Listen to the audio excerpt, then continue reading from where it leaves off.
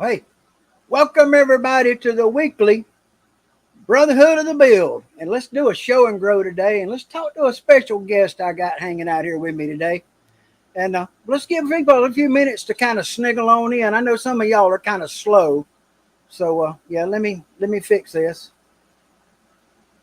Y'all know what I got going right now. This thing's in my ear again like it always is. So oh come on, where you at? There you go. Okay. I got it fixed, guys. It was driving me crazy there. Had to get that out of there. So anyway, hey, thank you all for coming in to the show and grow this week.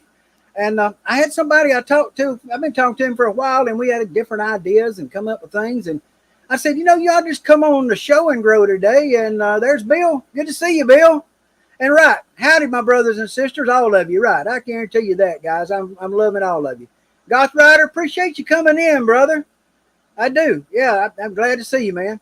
But yeah, they'll all come start sliding in here with us in a minute, I think. Maybe we'll get a good little crowd. Now, y'all know if 25 people show up in here, I'm giving away a set of those Angelus dies to somebody. So somebody help keep a watch on the number there because I can sometimes lose track. But anyway, hope everybody had a good week. It was pretty good here. I got a few things going on I can share with you before we get too deep into this subject. I had to take the wife to the doctor again today, and well, that's a normal thing a couple of days a week. We had to do that. Well, she's okay. It's not anything major. It's better. She's not being as sick as much, so that's good. And then I got the bad call today from Dad. Now, me and him went to church on Sunday, and he went Labor Day or the holiday with my sister, Memorial Day with my sister up to the lake to eat the barbecue. And then he went and looked at a mattress on Tuesday, and today he called me and said he got the cold. My sister doesn't have it. She's not positive yet, but he is. So, yeah, not a good thing. But he's 88, guys. So put him in your prayers. And he had all his vaccinations and all that. And I think he's going to be fine. So let's just, carry on with it. So y'all guys all be good now. Remember, our moderator Lisa's in the house. And she will boot you if you ain't good. And I gave her some things to work on here. We're going to see how it all works in the future. I don't know if she even got to look at the email I sent her yet. So, but it was something I wanted her to work with and share with you guys, and we'll figure it out. This is a growing process. We're gonna grow, and we're gonna show, and we're gonna learn together. So that's what this is all about. So, guys, Rob, good to see you, man. Thank you for coming in. Appreciate you, man. I'm seeing a lot of my old friends here that are normals, and I don't know. What do y'all think about the glasses? Y'all like these better than less glare than the other ones we're doing? I can still see in these. I mean, they don't have as much glare, I don't think so. And they don't cover up as much face. So I don't know if that's a good thing or bad. But hey, guys, let's all just talk about a few things going on in the world. And, as far as hooking up with them other group of people on our Thursday night, well, I don't think they want us little guys in there helping them. I don't think they want to reach out and help the little guys up. So y'all don't worry about that. We're just going to do our own thing at 4 o'clock. And then if they do their thing later in the day, whatever, I don't care. And I won't be doing one after them to try to get on that. But I don't care. So that's the way that works. This is us. And I've got a new branding on my channel I'm working on, and I'm going to share it because a lot of y'all guys are mostly the same people. Garage builders, little shop builders, bedroom builders, garden shed builders. That's who this is for. That's my people. Basement builders, that's for us. The guy that works together and does things on that scale, So we're going to share those tips and work with those ideas and put as much of that out as we can. I got Dan lined up to come on with us one of these days, and from Guns and Guitars. And as soon as I can get Dan here, it's going to be unbelievable to what he can do to work with us and help us move. So, but he's coming. It's just we got to get our feet under us first, and he's got to help me finish doing my rebranding and stuff first too, because we're on that. So, guys, I see my buddy Gio has slipped in, and I appreciate him sliding in all the way from Italy, brothers. He lives on the side of a mountain in a beautiful place. He showed me all the pretty pictures, and I was just amazed, man. It's like, well, it's kind of like where I live with all the beautiful peaches and the mountains and stuff, but he's closer to them. Okay, yeah, so. But anyway, SDI, good to see you. Appreciate you coming in, man. Yeah, I guess you've seen the thermoforming video. Some of you did, I'm sure, and seen what I do when I'm not pretending to be a guitar builder. So, yeah, that's my thing. I make thermoforming stuff, and Yeah, we got ideas on that. Y'all seen, if you looked real close in the clip, y'all seen what I pulled on that move. So, guys, do me a favor. Put in the thing where you're from so I'll know where everybody's from and your name. In other words, Goth Rider. I know Goth Rider, but I'd really like a name with it, brother. So y'all do that. Put where you're at. I'd like to know, just for geography reasons and for to know when y'all are here. I'm trying to gear this to get my European friends and the East Coast friends and the ones that are not working on the out toward the West Coast here. And it just seemed like a good time for everybody, and it runs so late. So, yeah, there's Jesse. So, yeah, Jesse's from Arizona. So, yeah, y'all drop that in for me. It helps for me to know what's going on, guys, and I appreciate it. But, yeah, speaking of Jesse now, that's the guy I've been talking to for a while about ideas and different ways we do things. And he's kind of, he does some CNC work, and he's got, some different things he's got going. But we want to talk about some of them, guys, and what they're doing and how we can all work together doing these things. And Kevin Harvey, appreciate you coming in, brother. Thank you for being here. We definitely appreciate you. Let me get Jay Bird brought in, and Jesse's, I think Jesse it is, and he's just built some cool looking stuff. He's been building a while, but we're gonna find out how long he's been building, because y'all know that when somebody comes to visit me, I always got the list, the list of questions. Yeah, we always keep it around. So, hey, we'll just check him out. If he wants to answer, he can. If he don't, he don't. So let's invite him on in, okay? Let's bring him in to see us, guys. Well, Jay Bird, how's things in Arizona, brother? Hot. Hot? Yeah, it's hot here in Carolina today, brother. It's 92 and humid as heck. Already. Yeah, it's summertime. Yeah, it got there quick here. That's for sure. Yeah, me and my wife went to town the other day. It hit 106 when we were out. So it's hot. Lord. Yeah, that's something else. Well, as they say, I mean, I spent time in Arizona, and the humidity ain't what it is here in the South. That's for sure. Yeah, so that does help, but it's still miserable at that. A lot of people say, "Oh, it's a dry heat, so get under some shade and you're all right," but it don't work like that. I built a car dealership in Palm Springs, California. You can tell me about hot because it was in July. Oh, yeah. No joke. Built a car dealership in July in Palm Springs up in the desert. Good Lord Almighty, it was terrible. And, y'all know I do the gold prospecting stuff and all that. And, I mean, there's people mining in the desert, and they do what they call dry washing, where they throw the stuff in, they run it across, and the air blows it away, and they breathe all that dust and all that. Well, let me tell you what, them people end up valley fever. Oh yeah, I had a friend that got it. It messed him up for years, brother. Yeah, because he was around it on a mining site. So, yeah, not a good thing, So I still get a breakout on my legs from valley fever every once in a while. Yeah, that's what I'm saying. That's bad stuff. It's spores in the dirt, I guess is what I was told that come out. Yeah, and then what they do is, they stir it all up by blowing through it and taking the gold out and blowing air across it. Well, that just puts it in the air where they breathe it. Then they get it inside instead of on their skin, So, yeah, it cannot be good. He messed up. He got messed up bad. He ended up having to retire because of it, man. So, yeah. Yeah, but it's miserable hot, and it's got to get better. Out there in the shop, I worked till 4 o'clock night before last and 2 o'clock last night, trying to work when the heat was as low as I could get it and get as much cool air in the building so I could breathe. Yeah. Luckily, my shop is a spare bedroom, so I got AC. It's not too bad. Well, you're the same temperature as the house, for the most part. Yeah. Get you some good Dutch tray filtration, keep it up, you'll be fine. So yeah. Oh yeah. Yeah. Hey, let me tell you about dust control. That's something I know all about, brother. I burned my whole shop up 2 years ago with my CNC machine, that little fine dust that didn't get caught, that got away, went over and got in the back of the powder coating oven. And when I hit the button to turn on the powder coating oven, the control board went boom. And the whole place went up in flames. There's a video about it. Go look at it. Maybe it was the brushes on your router or something, but man, nope. I didn't even know that. It was the little fine dust. I was keeping all the big stuff up, But that little bitty fine stuff that, that gets in the air, it went right behind. And see where your machine is now and your sign, on the wall right behind you? Yeah. That side behind you. My machine was that close to that powder coating oven control box, like right behind your head there.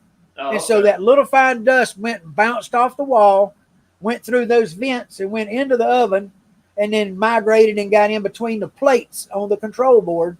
Now I'm talking like I know what I'm talking about because, well, the fire investigator's the one that told me that shit. So, I mean, let's just say that's the truth. So, he went straight to it, kept pulling stuff apart, and he said, right here's where it started, on that control board. And then he looked around, and there wasn't any big dust anywhere in the oven, wasn't any big sawdust down in the bottom. I mean, it was just that little dust that had got in there on that part. It was real fine. You know the fine dust I'm talking about. Oh, yeah. The stuff that gets on those guitars right above you when you're working. Oh, this whole room is dusty. I come in and try and vacuum and blow it out as much as I can, as often as I can. Dude, get you a boot on that thing with a vacuum. It'll save you lungs and maybe a fire. One. Yeah, I've got one. Yeah, you ought to do that, man. A lot of times when I'm filming, I don't put it on so that I can get the camera. See what you're doing or video. Yeah. It's hard to video with that thing on there, isn't it? I mean, when I had mine. Let me grab mine. Yeah. It's a. Exactly. It sits this way, so you can't really see what's going on, and trying to film with it makes it difficult. But that's why I take it off and throw it over there. And yeah, well, not filming, I had one on mine, but I recorded about everything I done, so I left it off while I was doing all the recording. So naturally, well, yeah. It didn't work, I would go in and clean up as it went, and I'd clean up afterwards. But that little dust that got away while it was running is where the problem came from. So that's the problem. Been looking at is a box fan with a filter in front of it. Yeah. Yeah. Well, in front of it or behind it. I've seen a lot with behind it so that it sucks the air through the filter. Right. Instead of trying to blow it through it, it's sucking it through it, and it's collecting more on the back of the fan.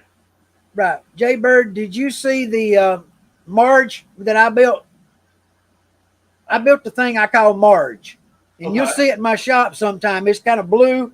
It's tall, about 6 feet tall. It's blue. Looks like Blue Gumby, standing over in the corner. Yeah. Okay.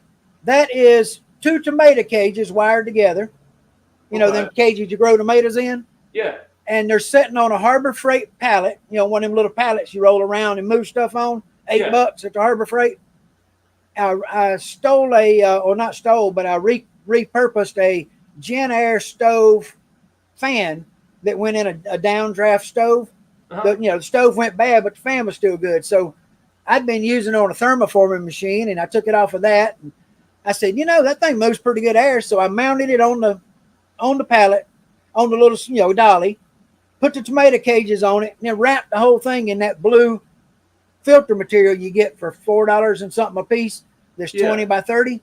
I wrapped the whole thing, and so when you plug it in, it sucks air from every direction and sticks it to it, and then takes the cool air out the bottom and blows it out a little 4-inch pipe. That's pretty cool. And it cost me, nothing, because it's mostly junk, and I already had the pallet and the tomato cages, so. That's a pretty good idea. I've got a little Harbor Freight, what was it, a 3.5 horsepower dust collector that I've been wanting to kind of do the same thing, put a filter on it instead of a hose. The only downside is being in a bedroom. When I have my CNC running, I can't really have much else turned on or it trips my breakers. Right. You need to bring a drop cord in from somewhere else with another circuit. Yeah. Run a short cord out the door and get out in the hallway and get you some power. It'll be on a different circuit, okay? Yeah. About bet you. I mean, most likely you got a bunch of circuits. Just get out of that bedroom, you'll be fine. So I'm working on it. Well, normally bathrooms and bedrooms aren't connected together either, so you can usually do that. So, bathrooms are on ground faults. So. Yeah, they talking all crazy in the community. I ain't even looked. Hey, I hadn't even looked at the comments. Me and you just talking. I ain't even looked. I got to catch up and see what's going on and see if they got I just looked down. I've got a camera here, my laptop here, and I've got my phone here so I can see all the comments, but I haven't even looked at it either. Yeah, well, they talking amongst themselves. We got them all, and I appreciate them all being here, man. There's my buddy Rab Knox in. I'm glad he's feeling some better. I hope he is. He was under the weather for a while, so yeah, we got a good group of people, Jay Bird, and we're here about every week. We all get together and spend our time together and talk about what we do and how we doing it. And we normally, if somebody's got a new video, like Lucifer has one or a Geo or whatever, we'll share that new video or maybe some pictures of their stuff or whatever. And it's just about sharing and helping each other is what it's about. So I got Lisa as my moderator, and I shared a little thing with her the other day that shares really how this is supposed to work when it's right. And when it works right, we all work together and we share links to the channels over here, and then each channel that's in here. And so people can bring it up in another box and share, if they're not a subscriber. But right now we haven't got to that point. But we hope to get to the point where we bring in enough people that new people are here. And when they are, we put links over there for them to see, and they can go and check y'all's channel out and grow. And it makes it easy for people to, get back to, with each other and go see them and look at their stuff. And don't just go hit their button and subscribe and go away. If you're going to go subscribe to somebody's stuff, guys, watch a video, at least one or two, and then just, make a comment. Because if you don't, there's a good chance YouTube will just throw you back off, and say, nah, he ain't a real one. So do it off. So let me give y'all a quick update before we get on that subject. 496. 496. I am so dang close. I'm about to. It was a good week, and then all of a sudden it slowed down late in the week, So yeah. But so, if you want to share a video, I got a couple of short clips of recent video. Oh, okay, Rob. Let me go look and see if we can get them pulled up, or maybe Lisa can find them if she has a second and send me the link, because she can do that. She can put a link up. I can't. I can too, but I'm trying to do all this at once, and I'm getting there.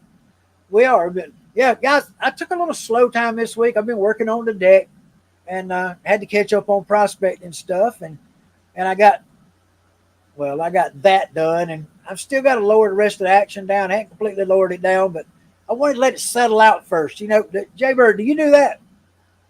Yeah. So that's definitely something that I do.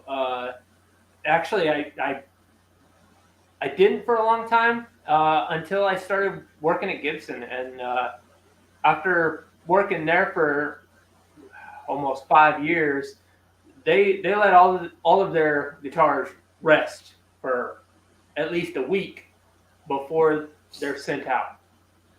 So yeah, and then when it's good enough for the big guys, it's obviously doing something. So. Well, I think this about, with them, it's probably like letting glue cure completely, even down in deep, and make sure it's not going to move. And, they're sending out their reputation every time they put a box out the door. Exactly. It's realistic. And people gripe about their quality control, but, good Lord Almighty, have you seen how many they send out?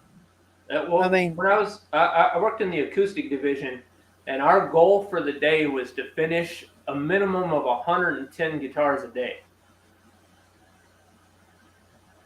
Wow. We watched parts of the custom shop video last week. Yeah. And it was kind of enlightening, to watch Cesar, the guy, the main guy there, talking about, well, we do this and this, but he done everything he could to kind of downplay the CNC machine. But then he, eventually down in the video, he said, we do that because people don't get hurt. They don't cut off fingers. And, basically, if you watch the video and watch it all, it come down to at the custom shop, it looked to me like, now this is just my feeling, but you can pick which one you want a copy of. So R9, whatever, all that. Yeah. You can pick the color you want, and you can pick the frets you want, the fret inlays you want probably. And other than that, it's going to get cut by CNC like all the rest, and the sanding is going to be done by hand, and that's pretty much the hand works to sand it.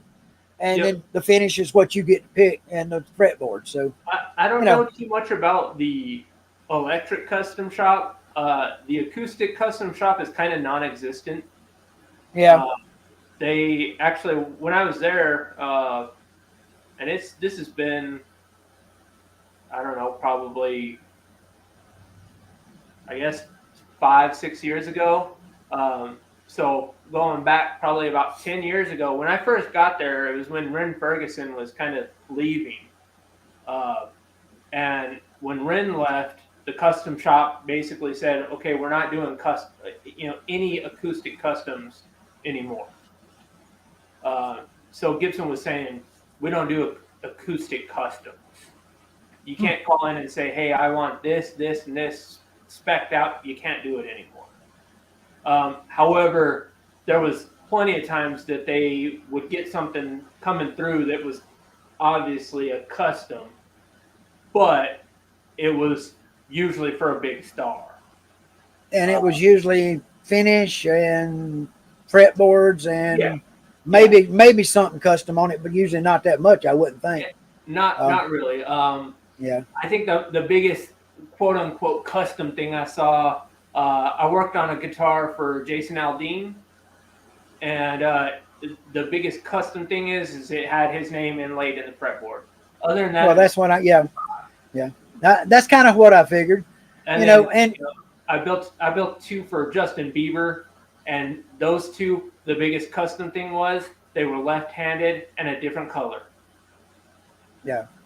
That's what I'm saying. I mean, so really, if you think about it, that's what custom shop really comes to. If you think, and look at it, I mean, they don't offer like you could pick 15 different fretboard radiuses. I don't think they probably offer theirs. I don't know. I mean, maybe they do. I don't know. Maybe some of their models do it, but I don't see them doing all that because they're just so big. It's not like a one-time guy. Dude, I had somebody from Houston, Texas, to send me a message and said, do you want to sell that bass? That's really cool. And I said, no, I really don't want to say it. He says, I play music professionally here in Houston, and I'd love to have it. And I said, well, I tell you what. I said, I'd be more inclined to build you one exactly like you want than to sell you this one because it ain't happening. So the only way I decided if I was going to build somebody a guitar, they're going to tell me what they want, how they want it, and they're going to give me half the money up front or whatever, and then I'm going to build two. I stopped doing that. Well, only way I would do it is under that condition, and I would build two. Yeah, I've stopped taking custom requests and custom orders, and also, what's up, Brett? This guitar that I'm working on right now is going to be my last custom order. I feel like it's too much of a headache for me. I get people saying, this is what I want, this is what I want, this is what I want. I get halfway through the build and they say, you know what, can you do this as well? Or can you, instead of doing this, do this? And I'm already halfway through it. And it's like, okay, Jay Bird, understand now, I come from the construction background where I worked at BMW in the big commercial construction. And there's one thing I remember about that. It's called a contract.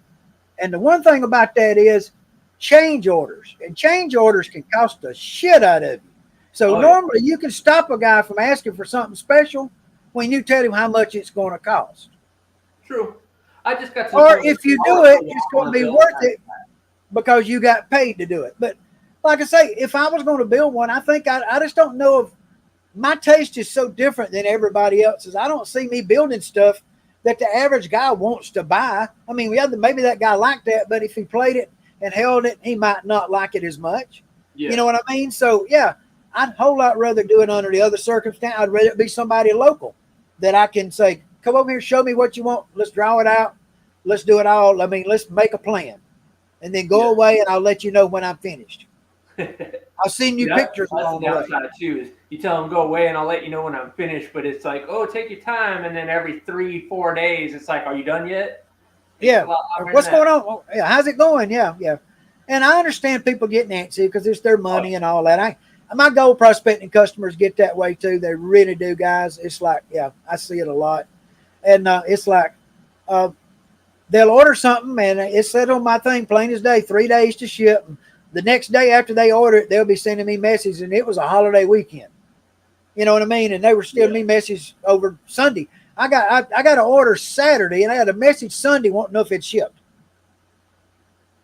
Yeah. And then I sent him one and told him when it did, which it did on Tuesday. but I couldn't even send it Monday. The post office was closed. So yeah, people have to have a little patience. We're not all Amazon. Exactly. Now I do appreciate them, and I used to sell on Amazon, and I actually still have an Amazon handmade store to sell handmade products. So I'm all authorized. I got all my stuff to do it, and I could list something tomorrow of my gold prospecting stuff. I got stuff to do if I wanted to deal with it. But the expectations of a normal Amazon customer is the same as your expectations when they call and order you and tell you they want a guitar. Yeah. Yesterday, and Yep. I don't want to. I'm to the point in my life that I don't want to play that way. I'm relaxed, and I'm just not. And see that's It's not. that's how I am. I I don't. have an Etsy shop that I I'll make something and then put it up, but I ain't taking any kind of pre-orders or Now, made to now order. I had Etsy shop for years, Yeah. and I closed that sucker down about a year ago, or just quit listing on it. And here's why: the rates had went up, which everybody complained about, which I live with. Yeah. But then I'd been there so long that they grandfathered me into the Google Ads program. Oh, you can opt out of that now.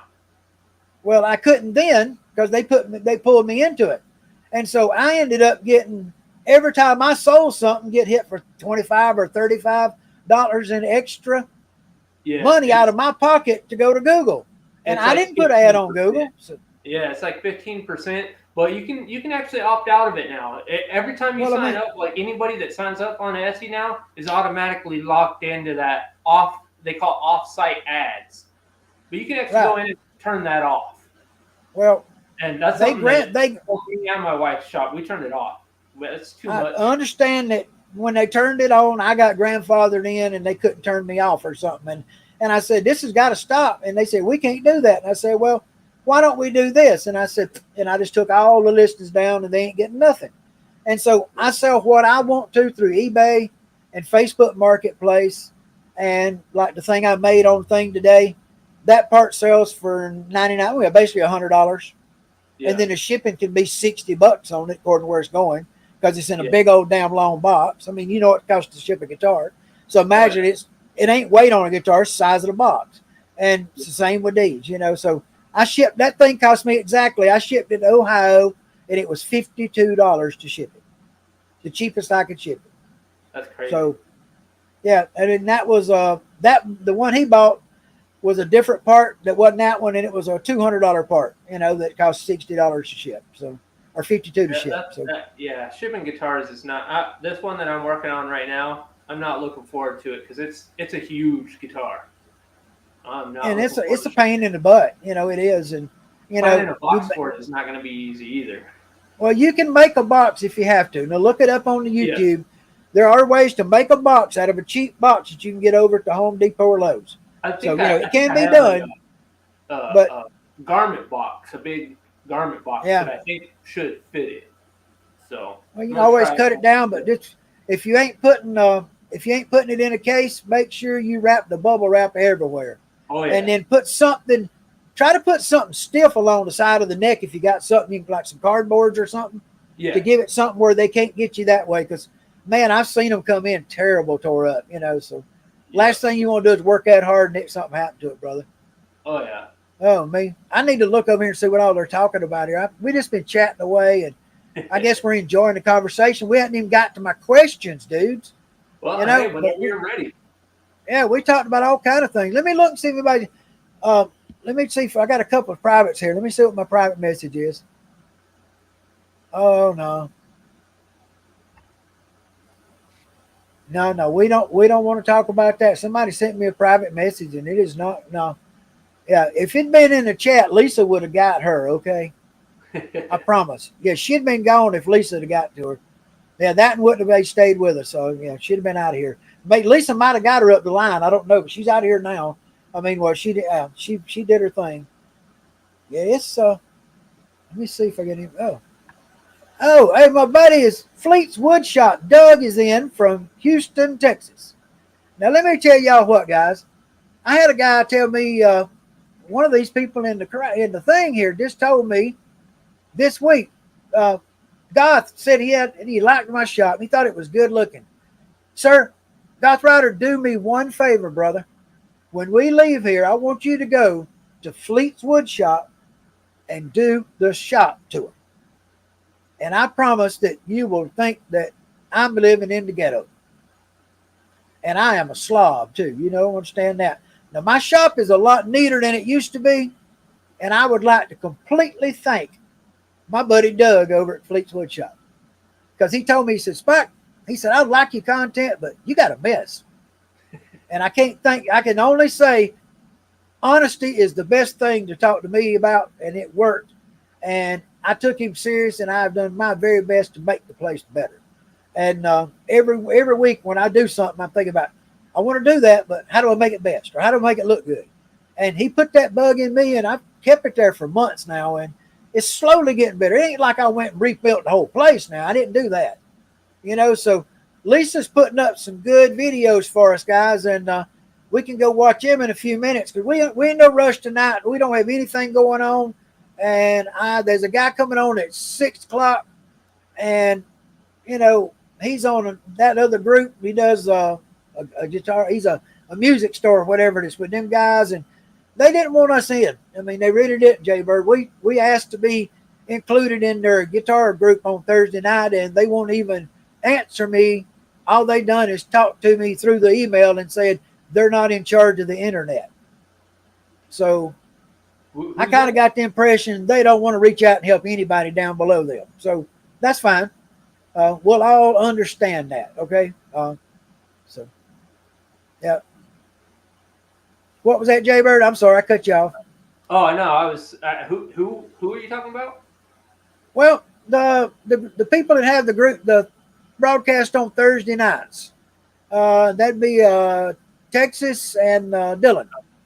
Yeah. And I asked them nicely, you know, if I could join and bring my show to their thing, and them tag me on the end of it somewhere, or let me have a spot. And I basically got ignored, and then he talked to me through the video. So, you know, and then, you know, I think he tried to steal Brotherhood of the Bill name till I called him out on him, told him that we'd been using that for months. He could not do that if he thought he had any guts at all or any morals. You know, I said, you can't do that.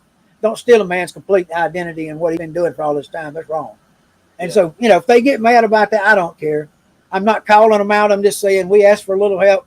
They didn't want to give any at all. They ignored us. And, you know, I've been watching their videos for months and months, and everybody else has too. And one of my buddies in here told me that they were assholes. And I said, you know, they're okay. I try to watch their videos. And then he asked me this week, he said, are you assholes now? And I said, well, I'm thinking about that a lot more.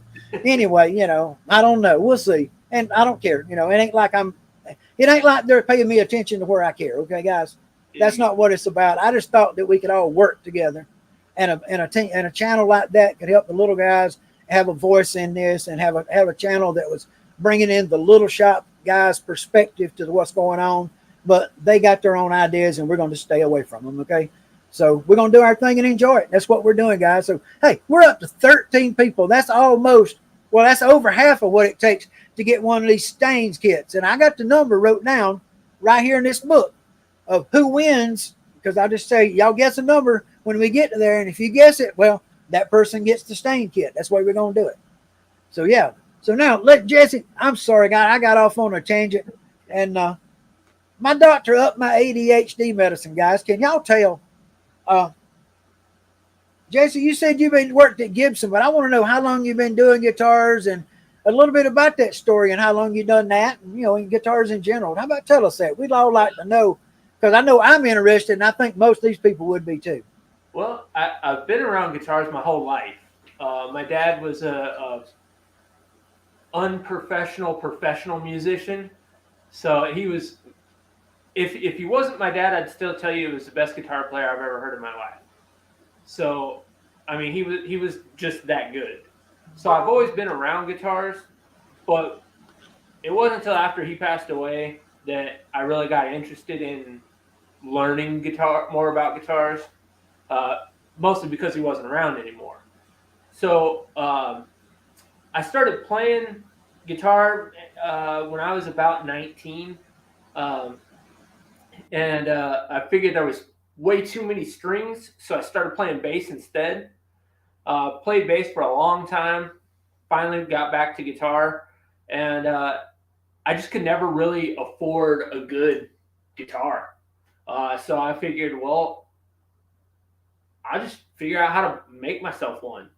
And so I started building guitars actually probably a little over 10 years now. About 10 years ago. I started out building a couple cigar box guitars and then jumping into kits and building a couple kits, and then just decided, okay, I'm going to do the whole thing. I'm going to build it all from scratch. And like I said, about 10 years now. About 3 years into it, we moved to Bozeman, Montana, and I went and applied at Gibson, and luckily got the job. Like, it was kind of funny.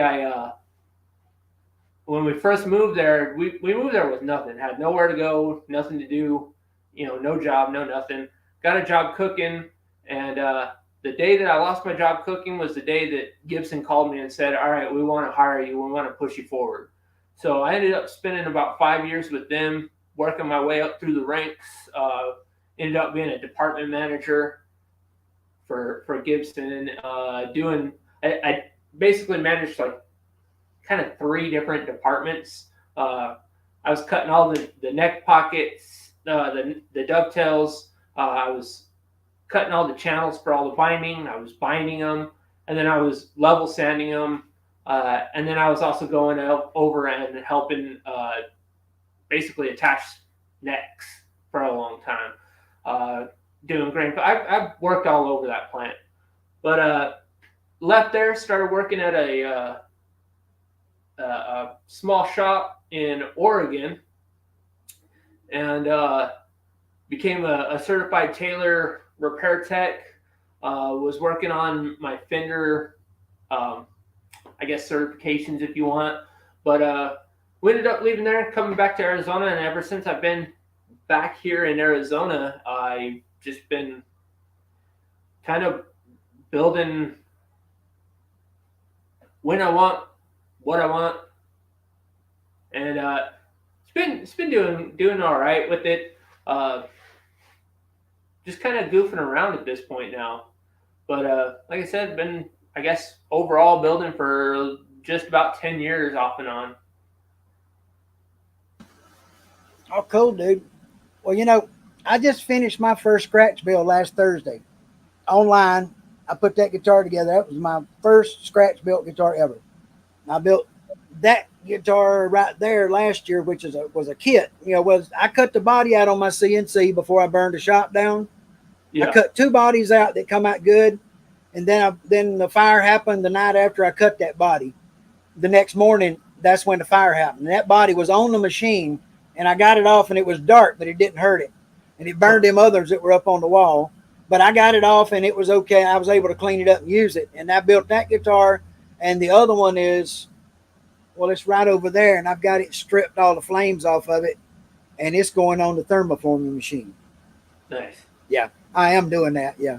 I told you I was crazy, Bird. I mean, I told you I was going to do something crazy with that thing, and you come to me today and asked me about it. I guess you hadn't even seen that part of the video, and you said, "Can you make a body out of that?" And I said, "Oh, yeah. this boy's on my wavelength, So, hey guys, I love it when y'all guys think like I do, and if you appreciate the way I do things, and if I can learn from you and you can learn from me, then we can all be smarter, and we do it our way, So. When I saw the video of that thermoforming, the first thing that popped in my head was back in the 70s, airline guitars were doing fiberglass bodies, like 2-piece fiberglass bodies that kind of sandwiched together. And that was the first thing that kind of popped in my head. I was like, I wonder if he can make basically a back. And then I started thinking, oh, wait, Ovation's kind of the same way. They, thermoform the back and then put some kerfing in it and glue the top on and slap a neck on it. It's a guitar. Flip that around backwards, and you got my idea. That's going to be cool. Because I'm going to thermoform the top, and it's going to be that carved top body. Mm-hmm. But hold on, it's right here. I can reach it.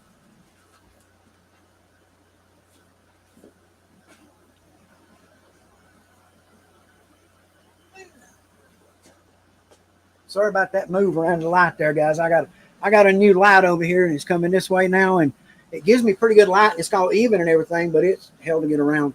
But anyway, this one right here, guys, this is a carved top body that I done, and you see they're real thin, and it's got two humbuckers were in it, and the bridge was countersunk in it because I couldn't get the neck deep enough in it.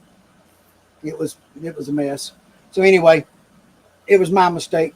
And so what I decided to do is this thing had flames all over it and had all those controllers in here, and you tap the button and all those flames would light up and do all this, and the whole 9 yards.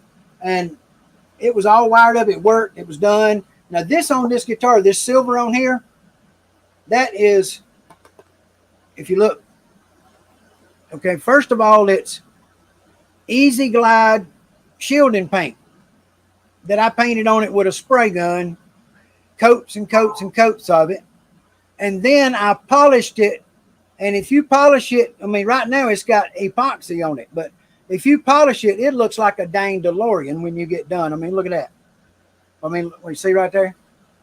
So, but yeah, I'm going to take this body like this.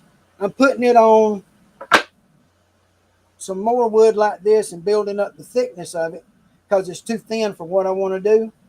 So I'm gonna add a back onto it and then trim it exactly to match it, so it's all the same, and it's gonna be probably about this thick when I get done, when I add to it.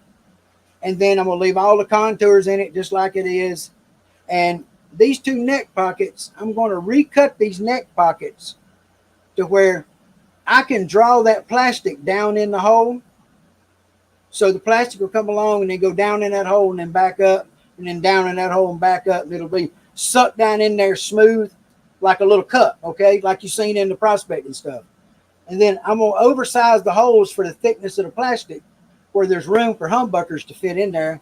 And I don't have to do anything but just drop them in the holes that are already and got that rounded edge on them, kind of a rolled over finished edge. So, and then here, what we're going to do here is cut around we're going to make this plastic, and we're just going to trim around where we put the block of wood, because there'll be a block of wood going through the center of the guitar from the butt all the way through for the bridge to mount onto, and for the pickups to drop down into, and then for the neck mount to. So, and then the sides will be completely empty, just with a wooden back. It's going to be a real, I think I'm going to put a real thin wooden back of a real nice piece of wood, like a piece of that sycamore, or maybe even I got some ambrosia maple. Maybe book match 2 pieces of that and put on the back of it, and it'd be solid. And you seen that plastic? That plastic is pebbled like got what they call hair cell finish on one side, and then the other side is smooth. And I can't decide which way I'm gonna mold it, to be honest with you. So, smooth side or pebble side, I don't know which way would be cooler. And then I got this body. See this? This is more of like a little bit bigger, more of like a jumbo acoustic looking type thing. It's got a little bit more, a little more bounce to it and stuff. And the idea was maybe do a little work on this and make it real nice and thick, and make one of them at the same time, because I can make 2 of these on that machine with no problem, because of the size of them. Yeah. The prospecting equipment, with all those ripples and stuff, you can't make 2. But with this, I'll just color, like those pickups. I'll make those pickups, and then I'll drill holes in the bottom so it can suck the air through the mold, and it'll suck it down into there, and it'll go down into those holes. And that way the pickups will be in their own little compartment. So, and then with that plastic, we're going to easy glide it on the inside to shield it. The whole thing on the inside, so there'll be shielding everywhere, right? So yeah, that's what I was going to say. You throw a little of that shielding paint on the inside. I don't know if you'd have to do it on the inside of the cup side of the pickup holes. Well, it'd be around the pickup if you done it. Like if you done around it, I mean, you'd be shielding everything on the guitar, from the bottom side. So, I mean, when they do a guitar, they put that plate on, that piece of shielding on the back of the plate when they do a plate. So yeah. Yeah. Yeah. But yeah, guys, it's hey guys, I had a big week with subscribers, and one of my subscribers this week was Goth Rider. There is in the chat. And guys, he's just getting started on his guitar, getting started on YouTube. Doesn't have but a few subscribers, but if y'all get a chance, drop in over there and join up with him and let him know about it, and maybe comment on his video and get you a bell so you'll know what's coming. But yeah, he's a good kid, and he seems to be putting out, and he's got a lot of ideas and a lot of questions, guys. So help him out, and share this stream with people too if y'all would. It really helps. We're up to 14 today. I mean, we're growing, guys, and I appreciate it all. Jay Bird, you got something coming up on Facebook next week, am I right? You want to share it with these guys? Yes. Well, it's kind of, it's not really on Facebook. It's actually on my Twitch channel. Twitch. Oh, well, now, wait a minute. We'll talk about Twitch in a minute, but just go ahead and tell us about this event, okay? So I made the event page on Facebook, but it's actually not happening on Facebook. My event is so as far as my YouTube channel goes, I've got one video that basically is my best performing video.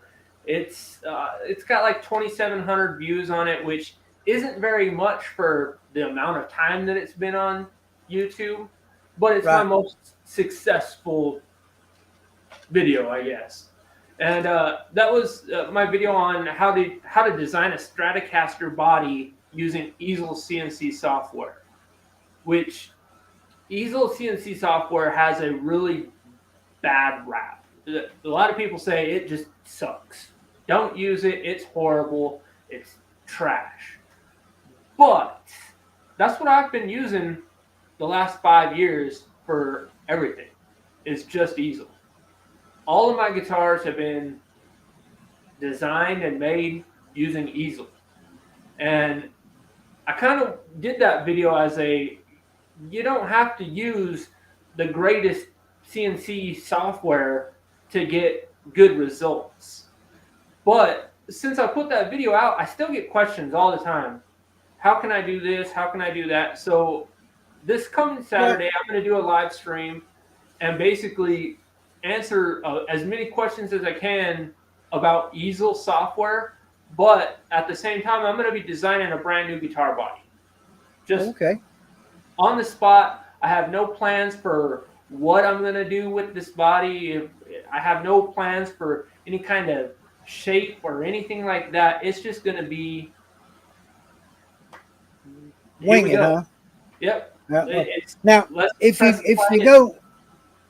you go dig a little while on my page, you're gonna find that I use Fusion 360, and there's a couple of design videos on it. There's actually the one designing that guitar right there, that body, and then there's a couple of necks I done. One of them's right up there. And then the CNC was a MP CNC, which you know what that is, I'm assuming. Mostly printed CNC, for those that don't know. And mostly printed CNC means you use a 3D printer like this, and you put all the files in, you print out all the little pieces, and then you take some skateboard bearings and some bolts and put it all together with some electrical conduit, put it on a table, and the damn thing will work. And if you know what you're doing and can set it up, it'll work right, and it'll make guitar bodies. It'll make necks. It'll do anything. It'll draw circles. It'll write names. It'll draw crowns. It'll do pretty much all that, but it's not that dependable. That's the problem. It's just not robust enough to be dependable. So, and see, my CNC is an X-Carve by Invincible. It's a hobby grade CNC. But it's got a huge following. That's the thing. And see, that's the other thing, is it does have a huge following, but a lot of people that get a X-Carve, they'll have it for a little bit and they'll be like, I can't do any kind of 3D work because of Easel doesn't do any 3D work. So they scrap it and they get something else, or they sell it and they get something else. Yeah. And my thought concept is, you don't have to have 3D work on the CNC itself to do. Why do you need to design 3D? Right. Yeah, exactly. Yeah. So everything is 2D. everything. Well, it's all 2D, really. I mean, and so I see, like I said, I see a lot of people saying easel's terrible. If you're gonna build guitars, get something like a Onefinity. Don't use easels. Start with Confusion 360. Stuff like that. And right. I call it Confusion 360 because I tried it for a little bit, and it just confuses the crap out of me. Yeah, I was able to grasp it really easy. I got the guitar engine in it, which made it really, really powerful for me. Yeah. And then I watched a few different people that had different. Well, first I watched Lars from Autodesk and learned basically how to use all the little buttons and stuff, okay? And how to design a jar and how to make an electrical box and, how to put fittings in it. And that's where I learned that. Okay, there are skills. And then I use that to make parts for gold prospecting equipment. I make a little adapter about this big. It's got 1-inch female threads in it. It glues on the bottom of a water table. And it's got a hole where the gold goes down into a plastic bottle. Right. In one of those little bottles up there. But I designed that on there, and then I started, I can make a guitar. So I started making guitars, and I made a machine, and then I said, well, I'm making a machine, I might as well make a guitar. So I started building, and I done that body and a neck, and then, like I say, then I had the fire, and I just didn't want to rebuild what I had. I wanted something different. If I had another one, I wanted more robust. And then I got more interested in kind of working with my hands and stuff, and I really prefer working with my hands. I just do. I mean, it's just. I'm kind of halfway between that, and that's what I like about my machine is I can do halfway between it. I can cut a profile of a neck like this guy. I can cut the profile; it's still squared off, but I can also use it to make my overhead router, my overhead like kind of pin router like thing, to where kind of like what you did with that big round over bit, 7/8 round over bit. I built an overhead pin router using my my drill press that I can now take that and use that to carve this back of this neck, and that was all done on my CNC. Once I get this fretboard on there, hold on one second. Well, Jay Bert, don't take this wrong, but I'll challenge anybody with a CNC and me with my roundover bit to profile a neck from start to finish. From start to finish, the whole thing. They're going to have a hard time with beating me, okay? I preferred the roundover bit. I done the first neck that I ever done from start to shape from the heel to the neck in 20 minutes. Yeah. That's with handwork and everything. Now, Geo does the most beautiful necks that you'll ever see. And he does some of the most beautiful facets and handwork. And I looked at it and I watched it and I tried and I done a practice one and then I put together this jig. Yeah. Because my handwork is not as good as my setup ability and my mechanical. The way my mind works is more mechanical and my setup ability is good.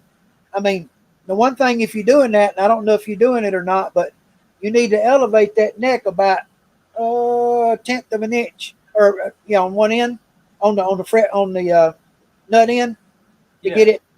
You know what I'm talking about? It needs to be a little higher on that end. Now, last week I developed something for that somebody was asking me about, and hey, Papa, that was about that. And let me tell you what it done is I flipped my jig upside down. Put the neck on it and cut some slots to where I could see what was going on and cut it on a router table. See, I thought about that. Put the same bit in a router table and you can run it. If you got enough room, my jig's pretty long because it was for a bass, bass neck, but you could have a jig the right length to where you could do it and see what you were doing. And you could zip a neck in no time on a router table with a 7/8 roundover bit and just get a bit that fits your machine, but just don't take the whole thing at once. It takes like 3 passes is what I do. And I got a lot of power now. With a small router, I might take 4 or 5 passes, but I got 1/2 inch super. I got almost 2 horsepower of real huge spinning centrifugal force going. You do not want to get wrapped up in Shopsmith, dude. It'd be unbelievable. So yeah. And like I said, that's why I think with the CNC, I think I've built more tools than I have, actual files to build guitars. I built this guy, which is a fret Radius Jig. Right. I like those. I started building one and I stopped because I just, I was like, I don't know. I got other ways I do this. And so the last one I done was the bass, and I done it by hand, and uh, I done it by, hand with a block. Yeah. See, Because I was doing it that was for a like while. I couldn't get to it to put anything on it like I wanted, and it wouldn't fit in my neck jig that I got just for necks that I use something like that with, because that's what I was building this with, was to use with a little neck sled I built that you put a neck in. Yeah. It's got little bolts that come in from the side to block it in and hold it. You can cut your truss rod. You can shave the neck and then shave it down at the headstock. You can do all that on that little sled, and then you can go back and put that on top of it and do this and do your fretboards, so it was a kind of all-purpose thing, but I don't know, I didn't work it that hard. And then I built that thing you put your neck in. It's got the cams on the end, and you rotate it back and forth, and the router's sitting on top cutting it, and it's sitting right there. And you can almost see it in the picture right there. And I done one neck with it, and I said, this is a pain in the butt. And so then I started saying, well, I'm going to look at that hand doing the way. So I looked at Geo's way of hand doing it. And I said, that's pretty cool, but that takes a lot of skill that I don't know if I got right now. And then I said, I'm great at setting up. And I watched Texas Toast, and I'll give him credit for this. I watched Texas Toast cut that neck. And then I went back 9 years on YouTube, and I watched Chris at Highline Guitars cut one the same way with an overhead router, just like you do it. Just so you'll know, okay? Because he didn't invent that. I've seen the same videos. Chris might have been doing that a while before that, okay?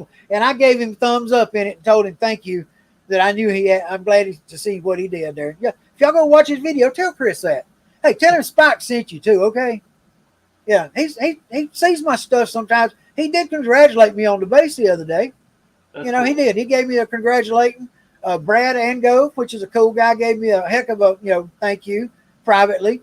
And Dan from Guns and Guitars sent me a message and told me he was impressed, and he told how much he liked it. We're pretty good buddies, so we keep up with each other anyway. But he was impressed, and I'm to build something that brought that much joy to me, and other people enjoy it, and nobody else has even played it yet because the action's still too high. I ain't gonna let nobody play it till I get adjusted.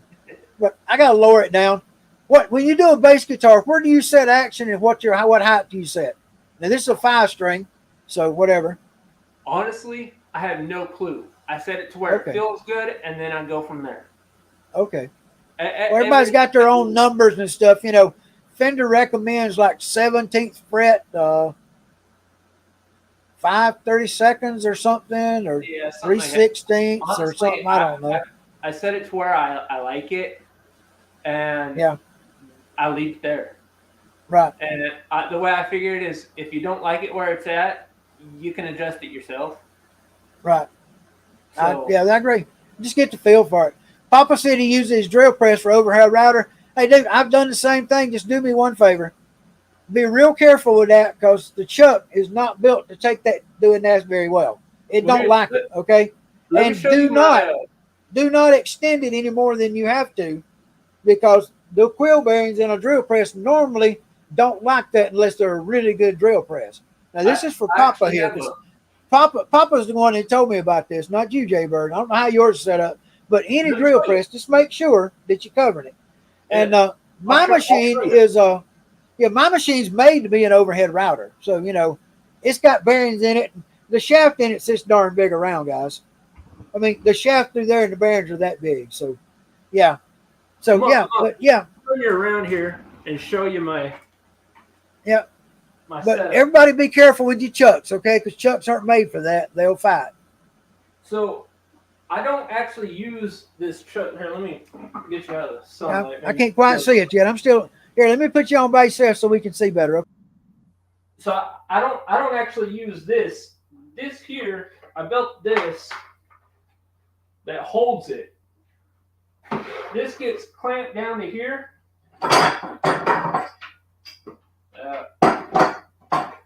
Well, it ain't gonna get clamped down right now, but I clamped that down. I loosen that up, and I lower this thing all the way down to the table if I need to. And that right there is what runs it. So I don't actually use my drill press. All I use my drill press for is to hold it up, to hold the stand up.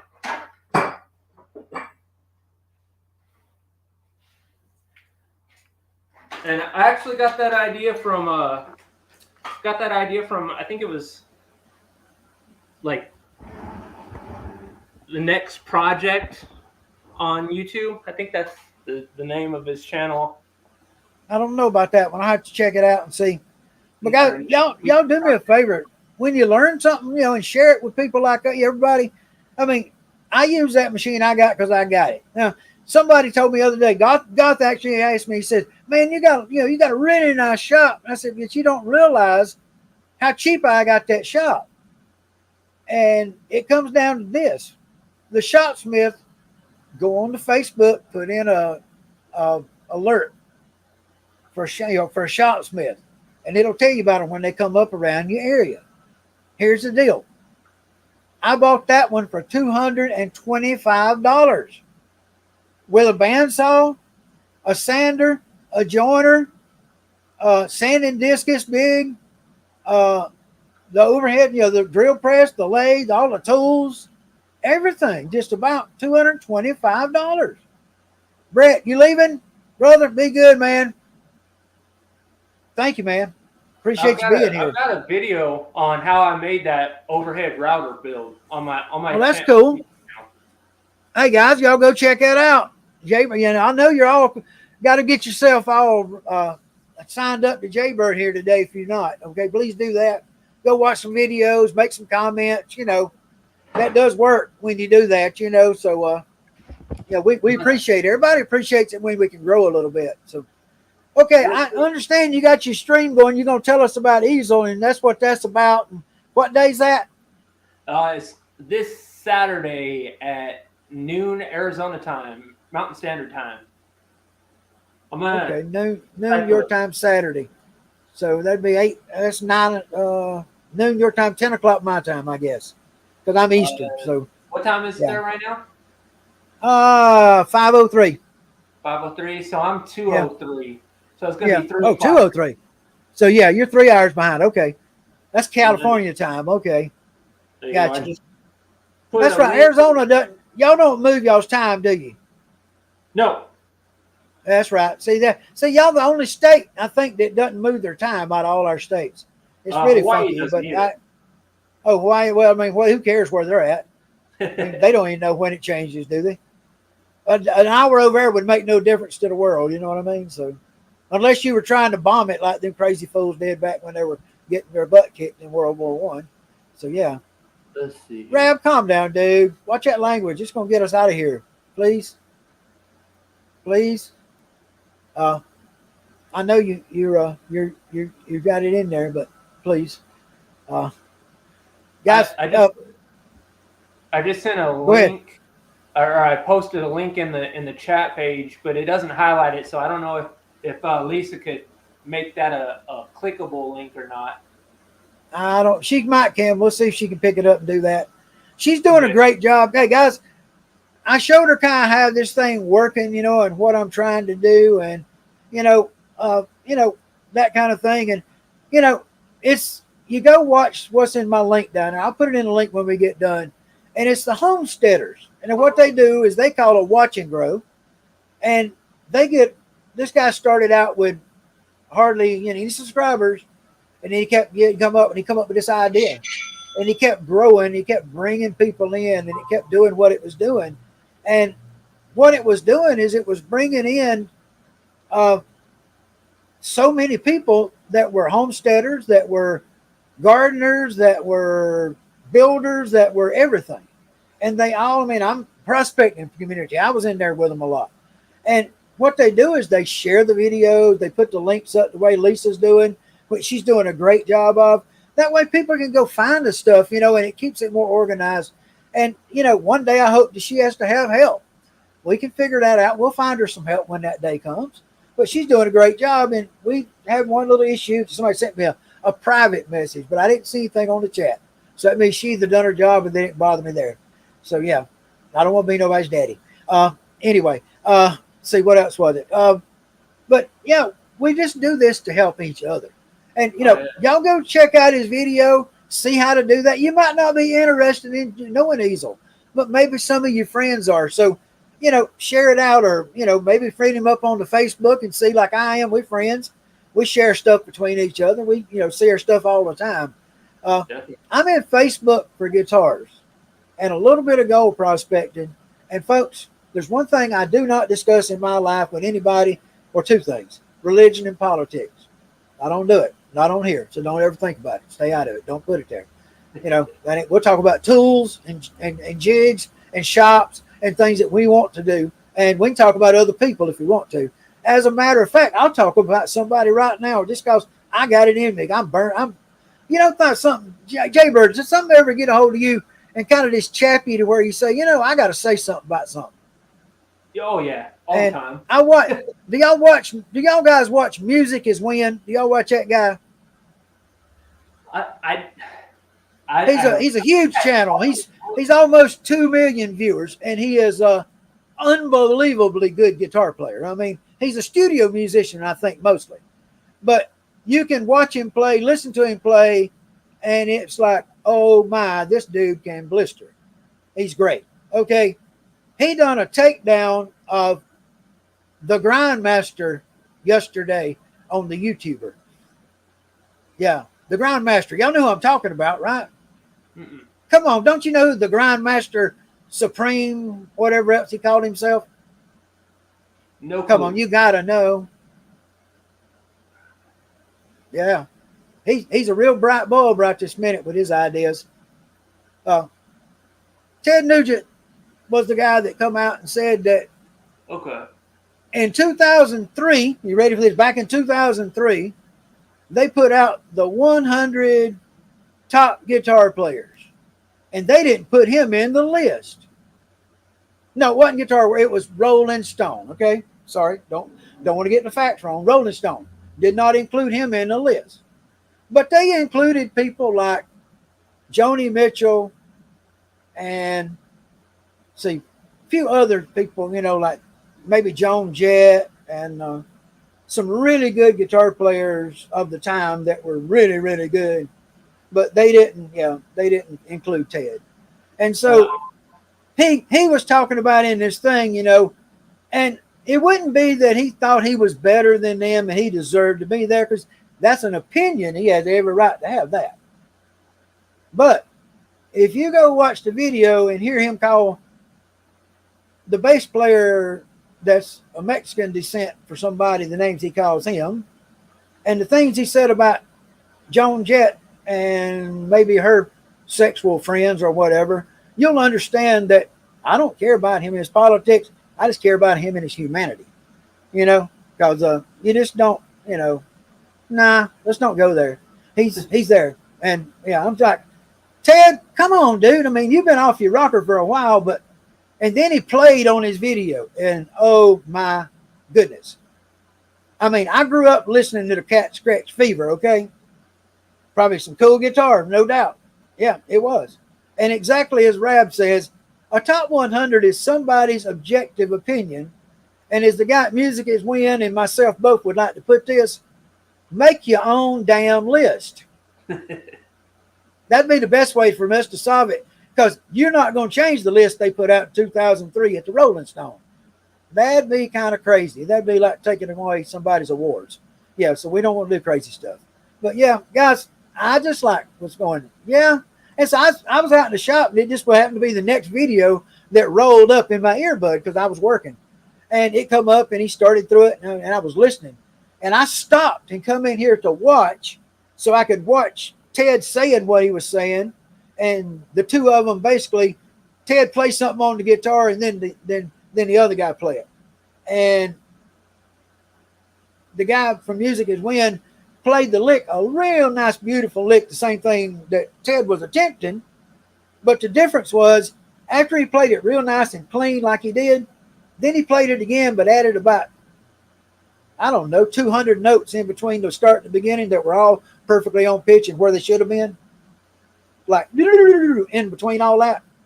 I mean, he showed that there was a difference. And then he challenged Ted. That was the cool thing. He said, anywhere, anytime, let's go for it. So I think he's calling the old dude out, to be honest with you. So in the YouTube world, that's something odd. People call somebody out, isn't it? But yeah, spade's a spade. Yeah. So I don't know. But like I say, we ain't talking politics. We just talking somebody off their rocker. And Ted, I hope he gets help. Because Ted sure needs some, yeah. And I know some of these people may be as great as fans. And hey, one day I thought his music was pretty good, but I ain't liked what he does in a long time. So guys, yeah, there's so many people that play so good at music. Everybody's got their heroes. Somebody's named Papa put Jeff Beck was his man in his day. No doubt, a really great player. Now, I grew up in Spartanburg, South Carolina. And I grew up in the 70s, for the most part, my high school age. And the Marshall Tucker Band started playing in Spartanburg when I was a freshman in high school, basically their year when they started, because they're 50 years this year or so, something like that. So a little longer than that. So I grew up listening to them play. And my hero in all the world playing guitar, and he's been gone for a long time, was Toy Caldwell. If you ever listen to any music from Marshall Tucker and listen to Can't You See or This Old Cowboy or any of that other stuff from the original band, you will understand what I watched happen with a man that done every bit of that with a thumb. Never played with a pick in his life. From the time he started playing in the band, never did. I never seen him use a pick. And I didn't work guitar tech for Toy. I was a friend of Toy's. I worked for the guitar tech for the band years later after Toy was passed away and gone. But well, right at the time passed away, I was with the band, but he wasn't with the band. But yeah, that was a rough one. Guys, any of y'all ever come to Spartanburg? I'll take y'all on a tour of the worst place in Spartanburg, where all them boys got buried over on the other side of town. It ain't good, but it's a place you can think about. Toy was most people don't know this. Toy was a military veteran. He was a sergeant in the Marines. He come home decorated military veteran, and then he went out and played rock and roll music the rest of his life.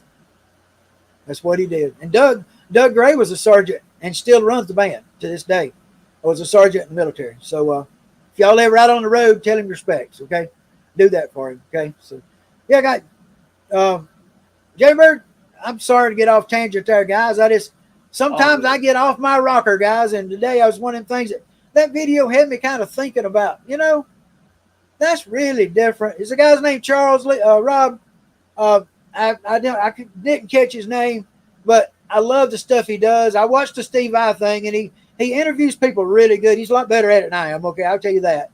And we're going to try to get some better people down the road, and y'all help me make us grow, and y'all go read the purpose behind what we're doing and how we want to share and how we want to help each other grow. And the big word they used in their thing is communitize, which is a kind of funky word, but if we all think about it in that way, if we all work together as a community, and we're stronger.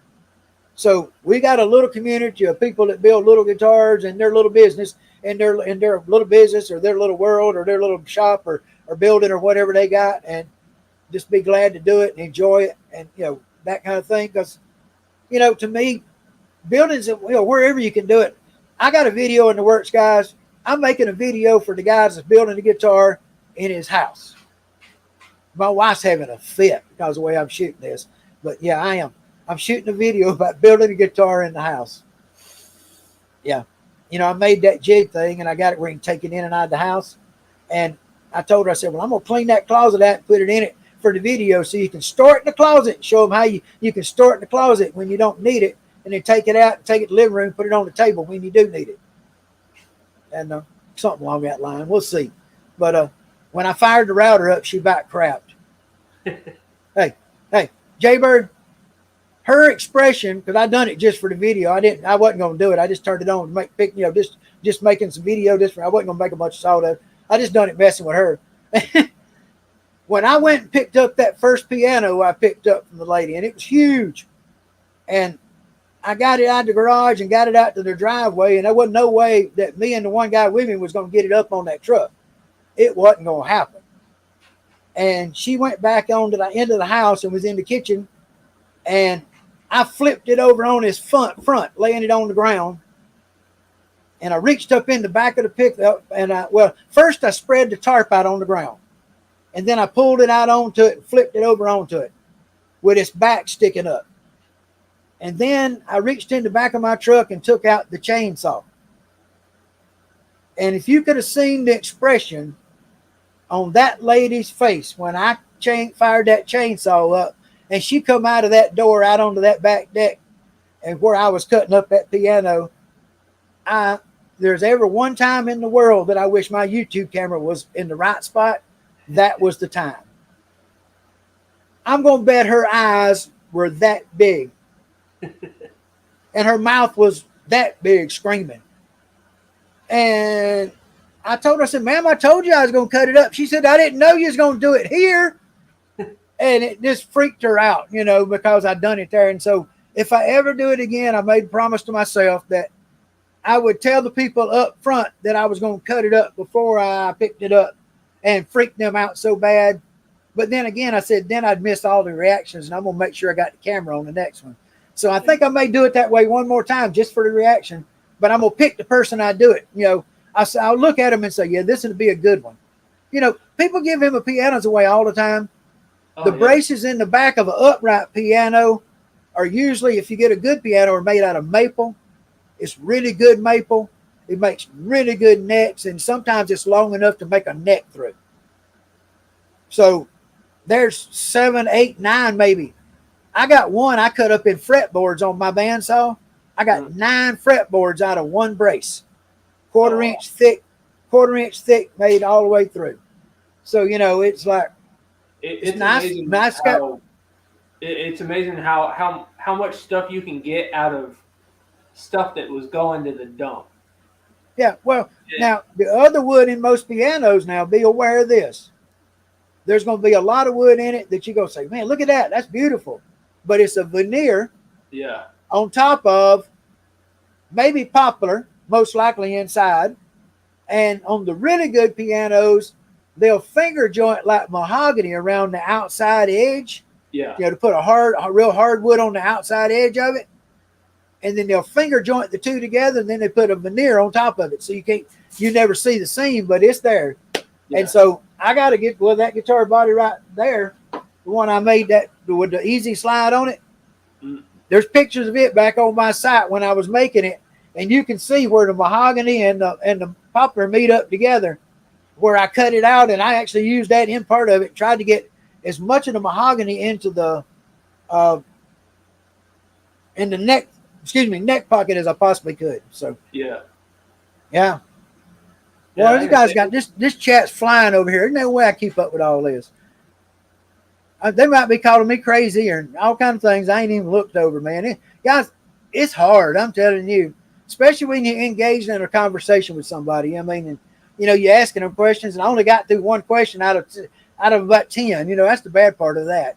So, see, Godfather said he makes zombies out of stuffed toys, and then learn not to tell people because I'm buying them from a garage sale. They tend to get very upset. Yeah, I can understand that. Yeah, I mean, if you buy somebody's Elmo, it Tickle Me Elmo or whatever it is, I don't know, or Raggedy Ann or whatever, and you turn into a zombie, I could see somebody freaking out. I don't think I give them a link to my social media so they could go follow it. That'd be the mistake. Okay, don't give me a card and tell them to follow you. Okay, don't do that with those. That might be a bad idea. Somebody seen that happen, they'd probably be traumatized for life. So, man. Oh yeah, Gio just put a message up asking about the stain. Now, guys, I went on a journey with the stains a few weeks ago, learning all about Angela's stains and how the different colors work. I thinned some and done this and made that.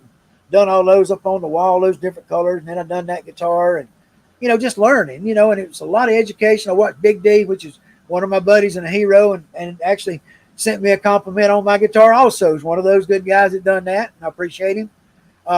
And he's answered questions for me along the way and helped me with advice. And you got to think, a guy that big in this business that's helped out and answer my questions and helps us the little guys out. Let's all appreciate him. So y'all watch those guys. He's one of the good guys. So all those I've named for you, y'all let them know. But yeah, Gio decided he wanted to try stains, and you can't get to Angela's stains in his country unless they charge him some crazy price for them, because they're coming from here and they got imports, and he found a source over there, but there was like twice as much or more than that than here. And so I think he went with another brand, but he got a bunch of stains, and he showed me one, and I said, man, that's beautiful. And then next thing I know, I hadn't heard from him for a day and a half, 2 days, maybe 3. We normally talk a lot. And he sent me one today, and he said, what do you think of this? And oh my God, look at that. And he said, I think I might have done 25 of these in the last few days, but boy, have I had fun and learned a lot.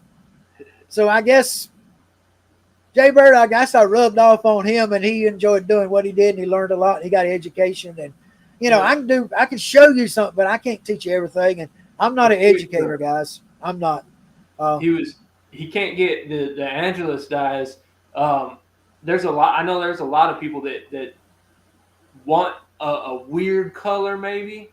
Something that I've done for a long time is go to like your craft store or a paint store, like a Michael's or a Hobby Lobby.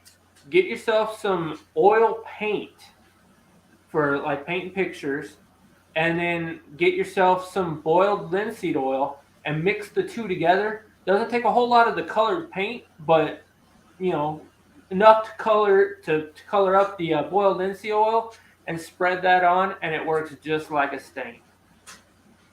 Oh, cool. I hadn't tried that. Now, when I was doing my stain of my guitar at the top of it, I put the color on, then I put a sanding sealer, let it dry real good, and then I started with True Oil. And I put the first coat on real heavy, and then wiped it back. And then I did two medium-sized coats. And then after that, I started using coats that were half mineral. Was it mineral spirits, or I think it was mineral spirits that I cut it with. Yeah. But I used mineral spirits and True Oil, cut half and half, basically almost, and put it on real thin. And I think I got 9 coats on there. And then I done the compounding, waxing, and buffing with a carb buffer like a crazy person. But I'm gonna tell you what, that carb buffer, I was gonna rig up a buffer and buy the wheels and put them on my Shopsmith, because I got a place to put them on the Shopsmith, and there's room to use it and to do it, and I could do it. It'd be a little awkward, but not bad. I could do it. But man, after doing this carb buffer and seeing how good it worked and how easy it was to get in all the little places, and just one hand holding it, the other holding the guitar, and it just worked all over. And I don't see any reason to go to that trouble now. I'm just gonna get some more pads for it. One of the fluffy ones with the little fingies on it, and then because all I used was a buffer pad, and I could have used others. But yeah, Gio used that aniline dye, I think he said, and it works really good. It's basically the same type dye. All those type dyes are pretty close. StewMac makes dyes pretty much the same stuff. I don't know what their costs are on it. I ain't never seen.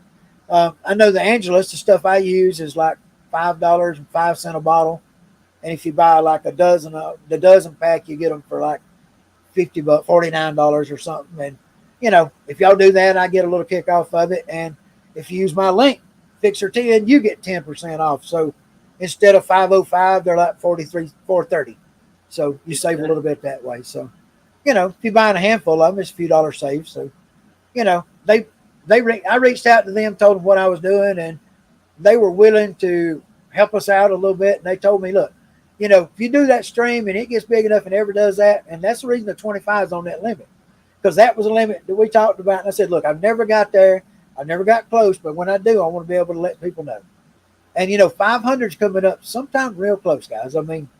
Last time I looked, it was 496, and it might have went up since then, but 496. And, when I get to 500, it's going to be a good day, because then I get a community button.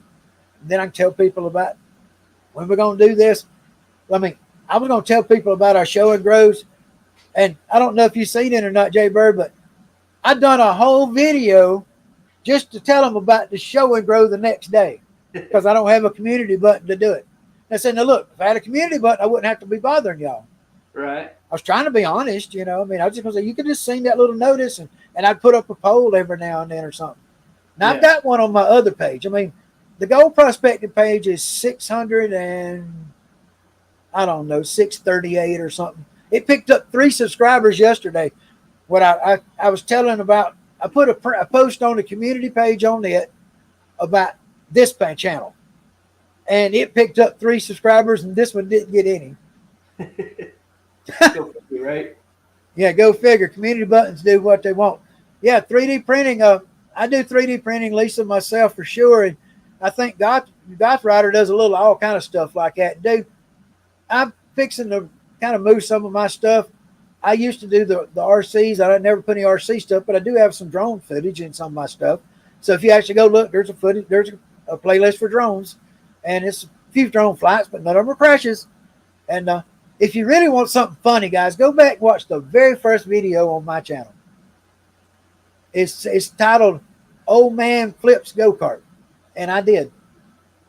The back tire my stepson put the tires on, tightened them up, supposedly. I went out to run the race with the best set of tires I had, my motor all tuned up. I thought I was going to do pretty good, and as soon as they took off, they're just like getting away from me. I said, "What's wrong?" And it just kept getting further and further. "Hey, Dan, good to see you, brother." They just kind of stretched out and get further and further away from me, and I was going like, "Oh no!" And it just then I was so intent on trying to pick up a little speed to catch them that I'd get wide in the straightaway, and I was trying to dive the straightaway.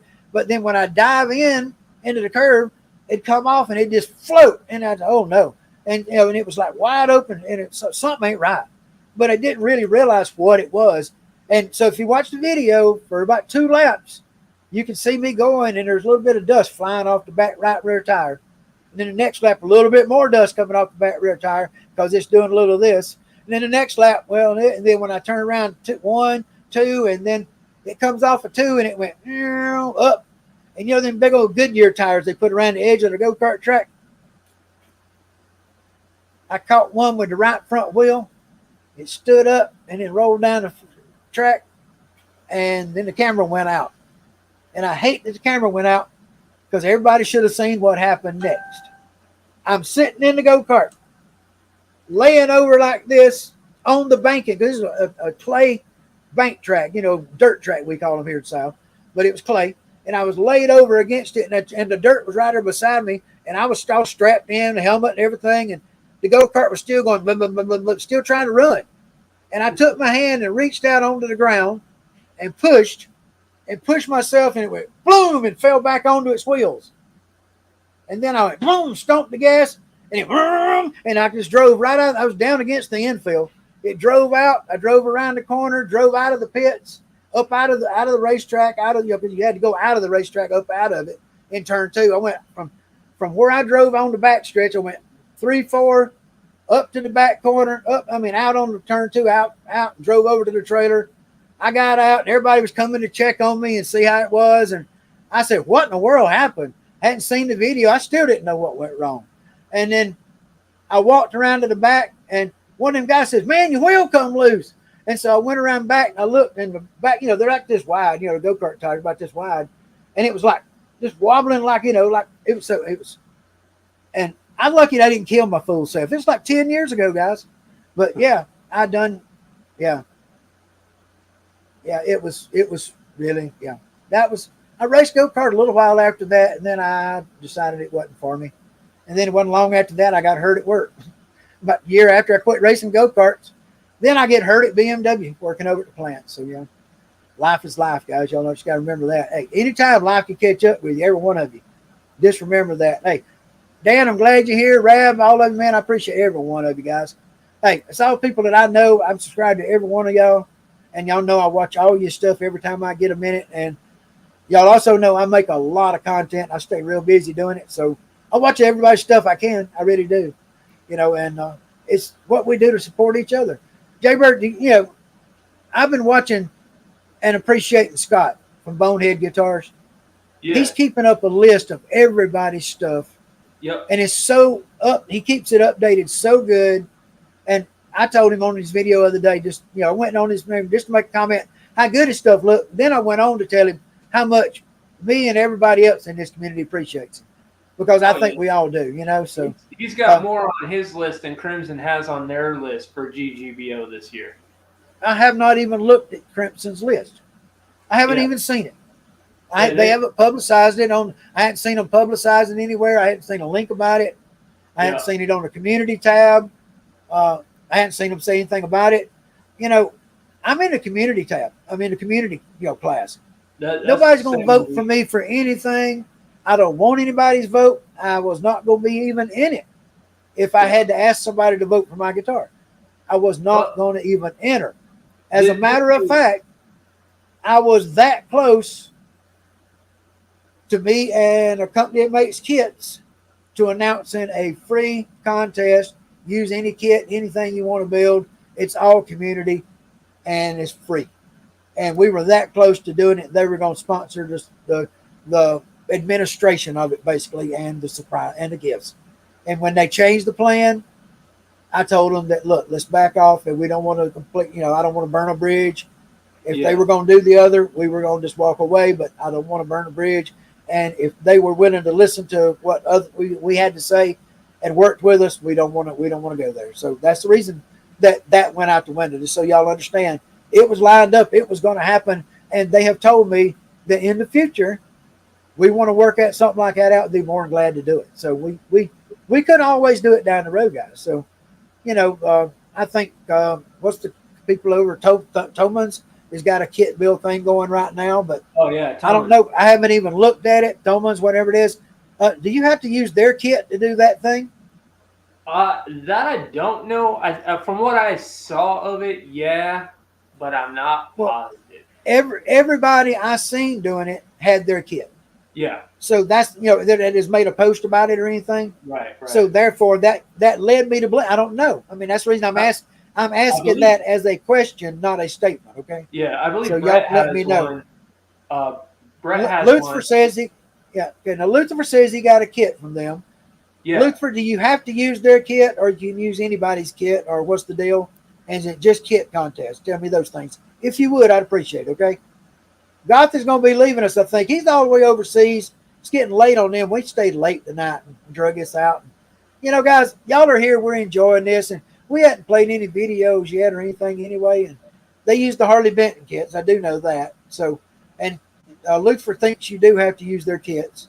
Yeah, and that's the one thing that Ben said last year and didn't go to this year, was you didn't have to use their kit to build a kit guitar, which I think is not fair. I mean, because there's too many other options, and that's just to help your business, and you're not helping the community really. Yeah. I mean, I think Thomans is looking out for their billfold and their bottom line, and not really worried about building community. Maybe, or they're going to maybe build community but make money off of it. Okay, that's a better way. Okay, let's look at it that way. And Ben's going to make money if he does this right. He's supposed to. I mean, he's got a school. He's got to teach and sell stuff. He does. He's got a YouTube channel, a lot huger than what I got. He's like 8 times bigger than me. So, I ain't got a word over catching. I ain't going to catch up no time soon. So, he didn't put up 2 videos last week. I thought I was doing good. I looked at our graph on the Tube Buddy, and we were running along just about all great until he done another YouTube. He done that next live, and he was like, "Neil." Yeah, he was like, "Neil." He was gone again. But yeah, for about 2 weeks, we run along dead right along each other in blue. Him in blue, me in red, side by side. And then he done another live stream finally, and boom. But yeah, that's what it's about. Content's got to come out if it gets old. Gold Channel's got 638, and it had 1,000 views last month. If that, it didn't have that much, and I didn't post nothing. Nobody had any reason to watch anything. So I've been kind of slacking off on videos, haven't been putting much out, but I kind of have based my channel around guitars, and I've been doing a lot of stuff that isn't really guitars lately, so haven't had a lot of anything to pull up. I'm at that crossroads now. See, I had my gold prospecting thing, and I done my gold project, and I still got it, and it's all there, and I still do that. I posted on it yesterday, and people can still watch all my videos and buy gold prospecting stuff and everything. And some of the links aren't quite working; they need all fixing, but that's going to be a lot of pain in the butt. But I can do all that. But since I started doing guitars, I didn't want to mix it all on that one page. So I started a new page for guitars. And I said, well, I'm just going to do guitars and it's going to be for GGBO and that kind of thing. Well, I just got into loved enjoying the people. I loved enjoying making the content, and it helps me here. And I don't want to be an educator. I'm not the guy to teach you how to do a fret job. But I'm the guy to teach you a different way to make a neck jig. Yeah. I'm the guy to teach you a different way to make a shot smith do something, or to use a 7/8 round over bit, or to get dust out of your shot. I'm not the guy that's going to teach you every little intricacy about a fret job or this wiring job yet or anything, because I'm not that. I mean, I built my first scratch guitar. I'm not going to claim I can tell you everything. That'd be stupid. I'm not going to claim to be that guy. I wouldn't be. But I can learn something and share it with everybody, just like the dies. I learned about them. I shared them with Gio. Gio learned about them on his own afterwards, and he's going to be sharing it with somebody else. And we all got better from doing it. And, you know, Lisa got some dies, and she's been using purple and golds together on some furniture and sent me some pictures the other day, and it's just beautiful stuff everybody's doing. There's our buddy Jade down there. How you doing, Lauren? Good to see Laurel. It's good to see you, brother. Good to see you, man.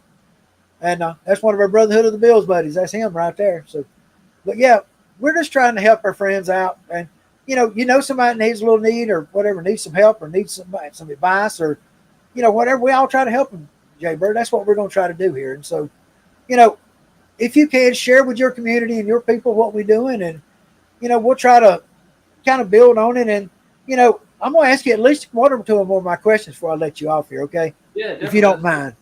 Okay. Yeah. What's your favorite guitar? That's a simple one, right? The one that's it's never a simple question.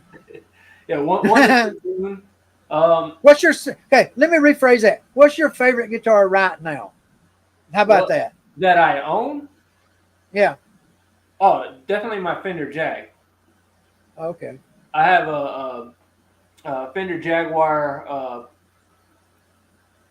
modern player. It's two P90s. I love it. My wife helped me get that thing like 7 or 8 years ago, and I love it. Yeah. You know, I don't own anything with P90s in it. Nothing. But guess what? That's going to be changed real soon. I love P90s. What's the difference in the size of this humbucker route on this guitar and the P90 route? If I need the P90, will they fit that in those holes? Or do I need to change the holes, or what do I need to do? Well, I want to make it P90s. Hold on a second. Let me. P90s. You know what I'm talking about doing. You know, molding these holes in his top. Yeah. But I'm thinking about changing them from humbuckers to make them P90s. You're gonna be a little too wide. A humbucker. Should I use a surface mount P90 type deal? You could. And then I thought about doing that. Here's what I thought about: surface mount P90, a stop tail, you know, bridge, and then put some neck angle to it to make all that work with each other. Which, you know, I like doing crazy stuff, and that's crazy for me. So with the P90, it's actually going to be thinner, I know, right? Yeah. So here, let me come over here to the camera real quick. So your humbucker. This is a super old Seymour Duncan standard humbucker, and it's this way. You're about 1.5 inches. Right. With the P90, now this P90 doesn't have a cover on it, but the cover's not going to add a whole lot. And that's 1.18 inches that way. Okay. 1 1/8. Okay. Or something like that. Okay. It's going to come close out to to it. about, you know, probably 1.35 inches. So if you're doing a humbucker to a P90, you're going to have a lot of hole. Well, let me ask a question here, okay? Hold that P90 on top of that humbucker. Let me see how much reveals on each side. Can you turn it up just a little more toward me? Turn it the other way. There you go, like that. Okay, so if I made that hole the size of that humbucker, and floated that P90 in there, it'd be a black hole around it. Yeah. It'd be like a quarter inch on each side, maybe. More of about an eighth, probably. So in other words, it would fit in. That'd be a pretty good fit. Yeah. And just make the slot wide enough, widen the slots to where they fit P90s, because they need to be wider. Right. About. Okay. That saved me a lot of work. I don't have to. All I got to do now is dimensions with the cover on it. I'll get me a P90 template cut out. I'll just cut me out a P90 template, put it on top, route it P90, on the ends if I have to get the length right, and then leave the width, full, humbucker, and it'll have that gap on the front edge and back edge, but that ain't gonna hurt a thing. That'll kind of add some depth around the pickup, because then I can put a pickup in there that plays off of that dark hole. I love P90s. It's never had them. It's basically a single coil on steroids. So with the single coil, this way here is a lot thinner. Right. With the P90, it's a little bit wider, so you can actually get a whole lot more winds on a P90. So you can make it hotter. Okay, gotcha. You can get more out this way, and so they just, to me, a P90. Well, it's on a bigger bobbin too, correct? So therefore, it's spread out more. Yeah. Yep. Okay. So like I said, it's basically a single coil on steroids. It's okay. The essence the essence of like a good rock and roll sounding pickup. Well, here you go, brother, right here. I'm going to get my template out and see, but I'm pretty sure that all I got to do is extend this just a little bit here. Yeah. Like that. And then I'm going to leave this right here, so when that plastic comes over and drops down, comes up and drops back up, that plastic that does this and then does that is going to take up a lot of that space between what you're showing me, the reveal now, between those two pickups. Yeah. So that's going to get tighter between here and the pickup. So you're going to have like a black hole. So if you put some kind of, maybe a white or solid white in there with the black behind, I don't know. We'll figure something out. Maybe, I don't know, black pattern, I don't know. And then the other one, I'm going to make it like almost like an acoustic with a big old plastic top, and it'll be pretty, it's going to be a flat top. And I may even put a sound hole in it. And I may put a piezo pickup in the bridge on that. That'd be the simplest thing to do. That way, or one of them that you put inside and stick on the inside, it comes out the, you know what I'm talking about. Yeah, I was reading the comment saying he don't like non-active pickups. And I don't like active pickups myself. I don't. I think both of them have their equal spaces. I do like a lot of active pickups, but I also like a lot of not active pickups. So yeah, well, when I worked with the band, I learned my lesson about active pickup stuff, because they bought some guitar. They got a bunch of guitars given to them on a deal one time from a company called Vester out of Chicago. And two of the guitars out of the bunch had active pickups and one of the basses. And I'm gonna have to tell you, 9-volt batteries about broke my heart trying to chase them all the time and keep them, plenty of them. And there was always something going on with them, and something buzzing or something they didn't like. I mean, and the guitars were, they were okay, but they weren't great. I mean, and the guitar, one guy got 4, another guy got 3, and the bass player got 2. I mean, so I got all these to keep up, and they ain't that great.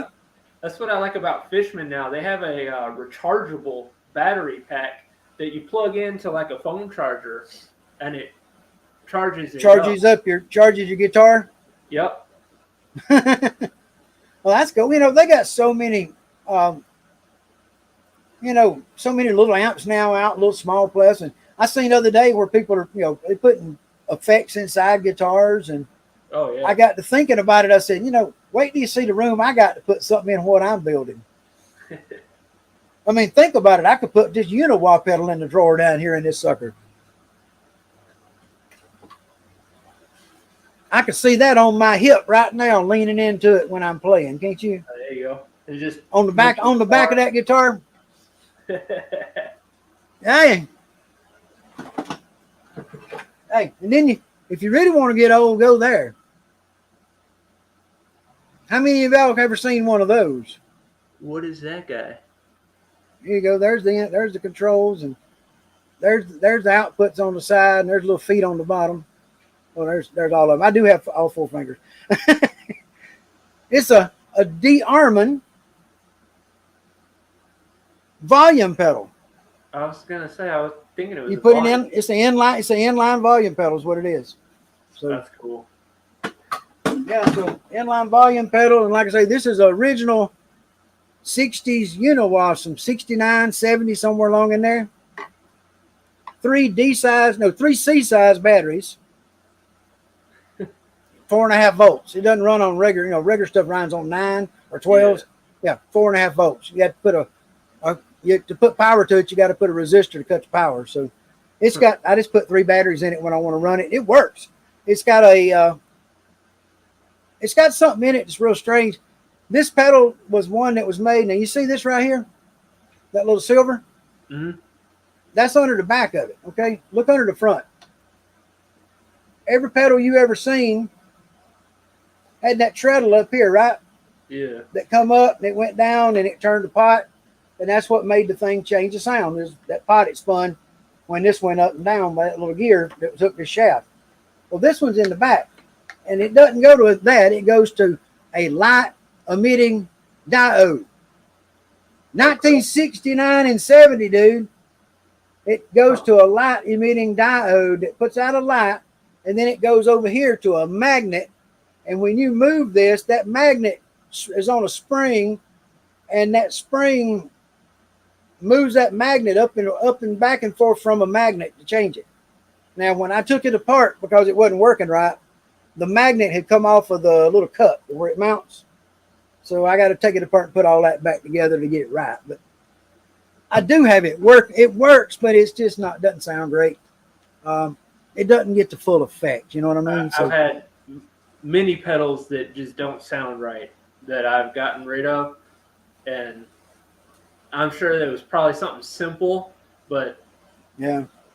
Well, my buskin rig's in that box right up there, and that's what I take when I go play. And that's got I got a TC Helicom. I don't know, you know what that is or not. It's about that big. And it's got guitar input, vocal input, harmonies. I can bring my backing tracks in it, the whole 9 yards. And so my few little songs I do when I go play, I got it all loaded up. And so I can take that or that, and usually that or that or both.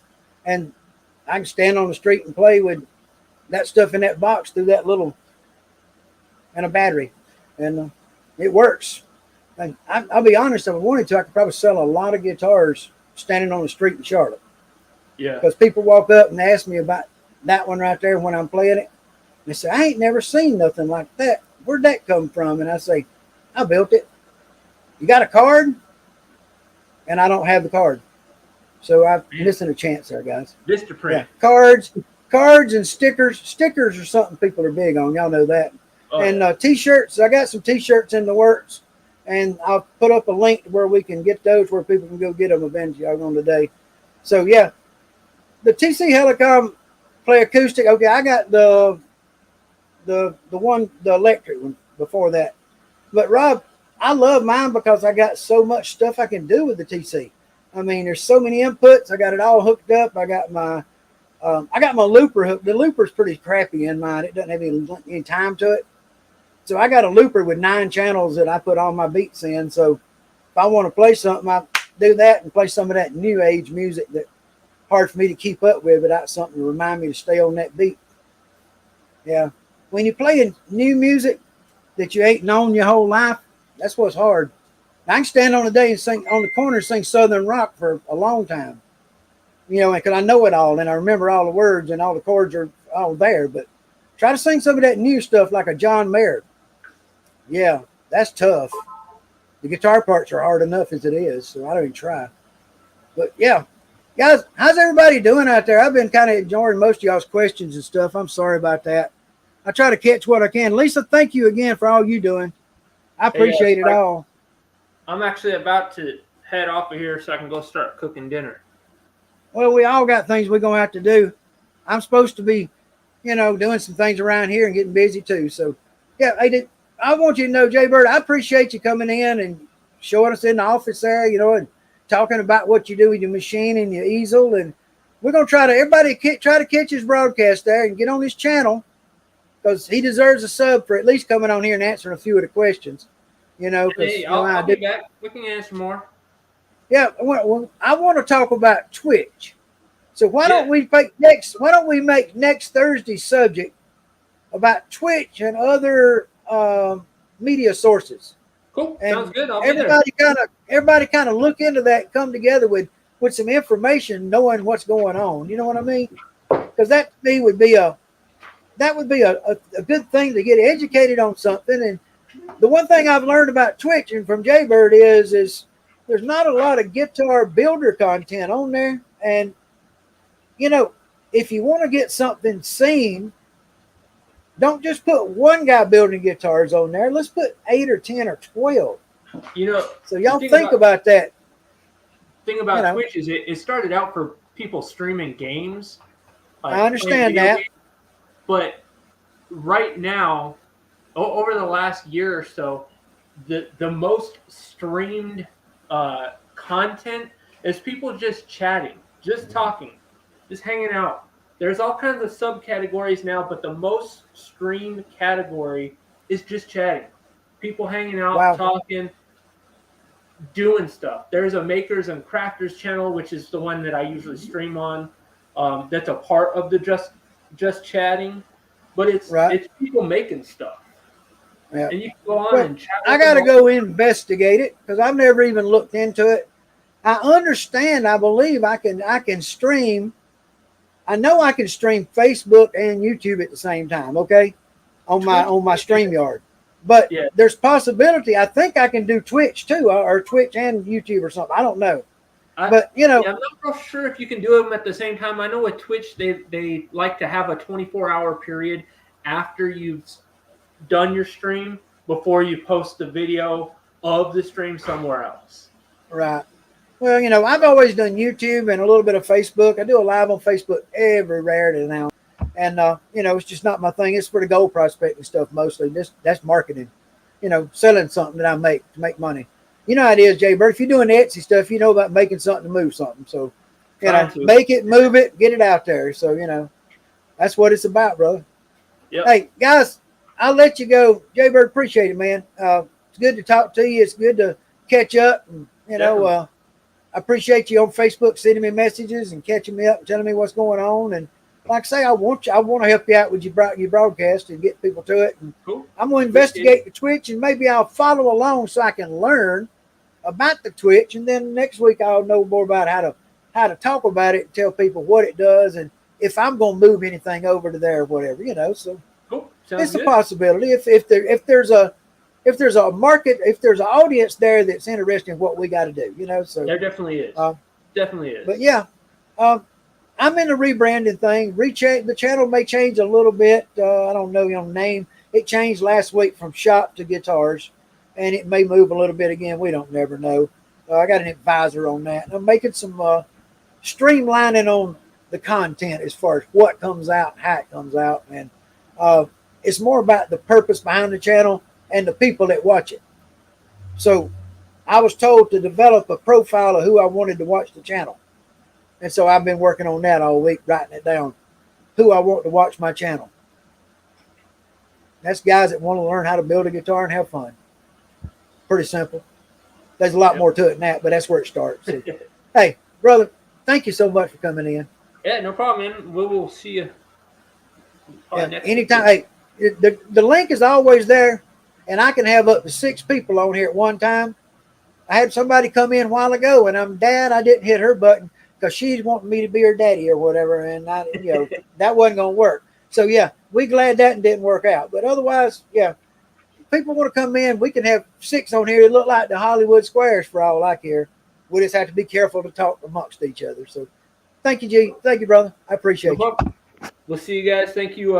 Also, I saw a couple people subscribe, so thank you guys. I appreciate you very, very much.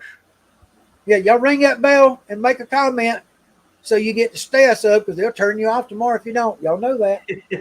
And hey, watch what's going on. And y'all go watch that video I told you about the homesteaders. You'll learn something. And people grow stuff. Chickens, we'll vegetables. See you guys later. Dude, they grow homesteads, community bases. See, brother? Yeah, you'll find it. There it is. Yeah, they grow a lot of stuff. They ain't just chickens and pigs and homesteads. They grow communities. And the way they do that is by growing together, guys. Yeah.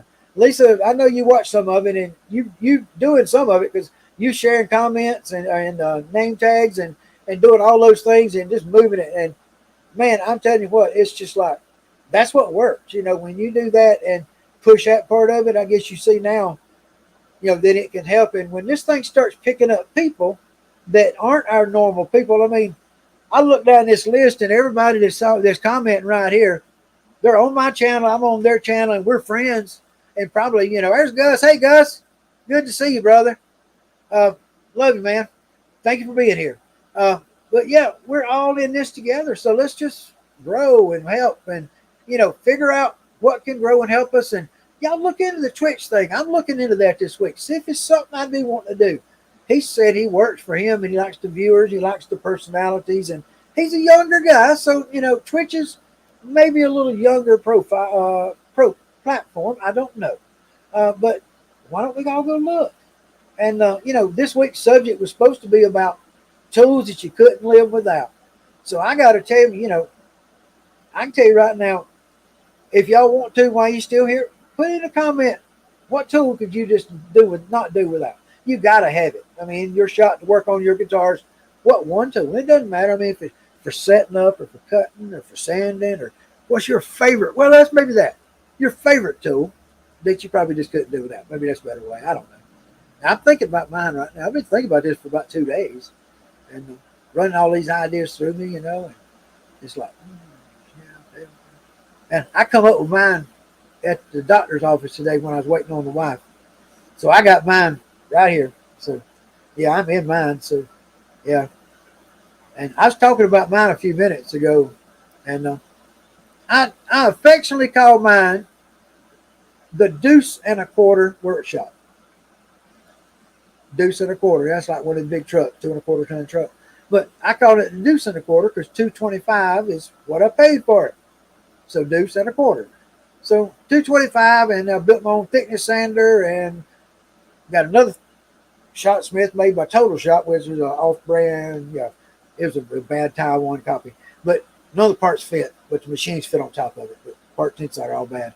So in case y'all didn't know, I took that one and updated it and made it into a DC treadmill motor that runs forward and backwards. And well, right now the potentiometer is bad. Yeah, I need a better potentiometer. So yeah, anybody knows anything about that, let me know. I can use some advice. But yeah, you don't have a favorite tool? Come on, Rab. I know Rab.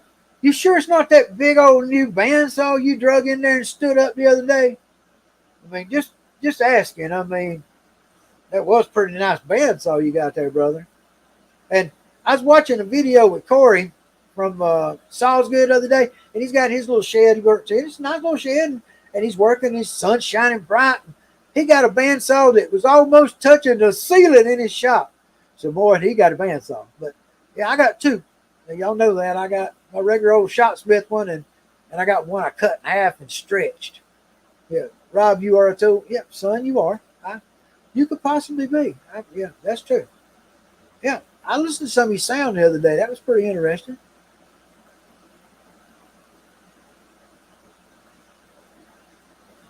Well, you know, Bill, I've been thinking about that, you know, and it's like, okay, let me share this with y'all, okay? You know, y'all think that, you know, I just do things because I'm crazy and you know, I say, you know, why did he do that, or what's in his mind? And okay, I was given an assignment to do work, to learn, to get better at YouTube and make assumptions, not assumptions, but make notes about what I watched, why I watched it, why I left it, what I watched when I left it, what caused me to watch it, did I search for it? Well, y'all get the idea, right? And so I done all that, and I got pages of it right here, all this. And then I was watching a video and it said, a way to find your purpose on YouTube is to do this. And I watched the whole video. And it's a pretty long video, and they were explaining it. And I was making notes so I could keep up with it while I was doing it, so. And as I was doing the notes and stuff, I just made my notes. And then it said, to draw circles and then to figure out in those circles what makes you want to do YouTube or what, and then let me explain this. Y'all ready? I'm going to share this with you right now. So, I'm sorry if you don't want to watch, okay? I'm just trying to help. It helps me, and it's something I'm learning. So watch, okay? And y'all still talking about the tools. And yes, guys, mine is my Shopsmith because it does so much, and I can do so many things with it, and with so many things that work with it. Now, if I just had one tool, well, that'd be hard. I'd probably say a router because I make a sled make anything. Prove that with the bass because the bass guitar is just about 75% done on a big sled with a router. So, yeah, that'd be my next one, router. Even a cheap plunge router like I got, that'd do it. So, okay, here's my thing. It was explained to me, and my handwriting is so bad, none of y'all could probably read that. So I'm going to show you that it's there, so y'all see that. It says passion, proficiency, and then profit. Y'all got that? So that's the three circles. Three circles of this YouTube world, they say, are passion, which is what you're passionate about, proficiency, what you're good at, what you can help people, what you can show people, what you know. Got that? So all of you here, listen, thank you. I'm just sharing something I just learned today, or last few days. And then the last thing was profit. And what Bill said brought that part home. Because I don't care. And the way I looked at it, here's my profit. Here's what I wrote in the profit box. Profit box. Maybe the plastic body, if it works and I work it out, maybe one day I'll market some of them or do something with it. I don't know. It's just an idea. Okay. But probably not. It's just some more of me being me. Okay. Maybe some jigs and tools, but I really don't want to make jigs and tools and sell them and send them to people. And I really don't want to make plans and sell them plans because I think that's silly. And so I'm just going to give it away free and still do that for free too, because I don't care. The profit thing to me is just not a big concern. I mean, I live on Social Security. I make a little money on the gold prospect and stuff. And doing YouTube is maybe one day I'll get big enough to make $1 at it. But right now I get a little money from Angelus for selling some dies. And I'm fixing to start my Amazon links to start doing a little of that. And if both of my YouTube channels were one, I'd have almost 1,200 people, but I don't. I got two channels, and they both got about almost 5 and almost 7. So, yeah, it's what it is. So, anyway, and then the other thing was, and then maybe one day, maybe sell a guitar. I don't know. I didn't even really give out a thought. That wasn't my plan. Selling guitars was not in the plan and still isn't. So, profit in this 3-circle thing here, this circle really don't have a lot of, it don't weigh a lot into this equation here, okay? Now, the other thing about this equation is these things. Passion. What am I passionate about is what this asks, okay? And I know some of y'all dropping out, and that's fine. I understand. And I've been wanting to talk about this, and this just lets me talk about it. And the ones that want to hear it, you can enjoy it and learn something from it. And I appreciate you being here, and I'll be done in just a few minutes, I promise. So the idea is, do what I do. And so here I am. My passion is this. My guitars, being a DIY guy that DIYs everything for the most part. I mean, I just like doing my stuff. Thermoforming machine, my powder coating oven was one. Everything around here. This workbench was built my style, my design. That vise was my design. The workbench. I mean the table on the Shopsmith, my design. I like to do things my way. My table that rolls around with the router and the sander and all that in it, That's I just, in Thickness Center, I just like building stuff. Okay. So that's what that's about. So for me, it's about tools and jigs and DIY, saving old shot smiths. And I'm going to recommend all of you put an alert in for a shot smith on Facebook Marketplace. Somebody's going to sell one for $100, $200 one day. And if you see one, send me a message, send me the link. I'll look at it and tell you up front if it's worth going and getting right off the bat. And I'll help you do what you need to do to fix it. But to understand this, if you buy a real shot smith, folks, if you buy a real shot smith, there is every part in it still available today. From the belts to the nuts to the bolts to the Allen screws, every part in it you can still buy. And you can make anything you want to go with it to work. So E.R. Webster uses one. One of my other buddies, is it Doug or Brad? I can't remember. He has one also. I think it's Doug. He has one also. But yeah, so that's what that's about. And then the other thing, it said, what do you want to do? And so the frugal fixing. Frugal fixing is just a way of mine. It's a way of doing things my way. If you go look at my channel, there's frugal fixers section in the playlist. And I fixed the air conditioning unit. I kept the pool up with bleach and borax and baking soda and didn't buy none of that high dollar chlorine last year. Just everything you can. There's ways to do it a little different that work. And if it didn't work, I wouldn't do it that way. But y'all go look. I might be the only guy with a radio alarm saw you can pull a trigger and it goes up and down when you pull the trigger on the drill. Yeah, I'm crazy, but it works for me. See what else?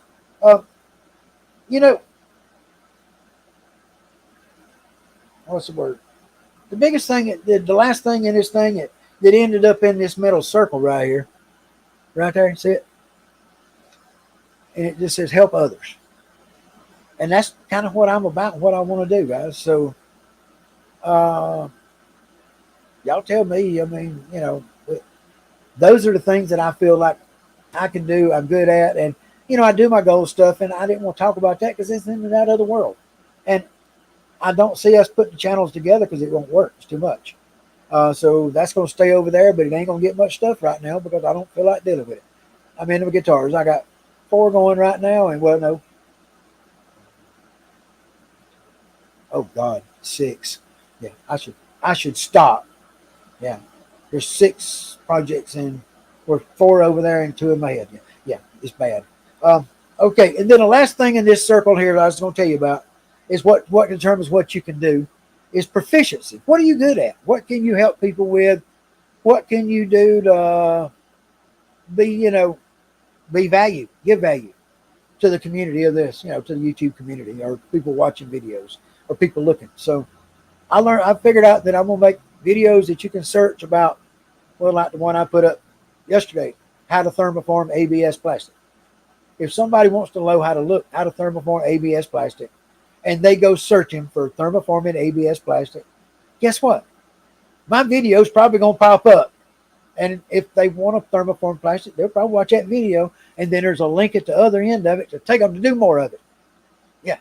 And that's just evergreening it, trying to get some stuff out there that'll last.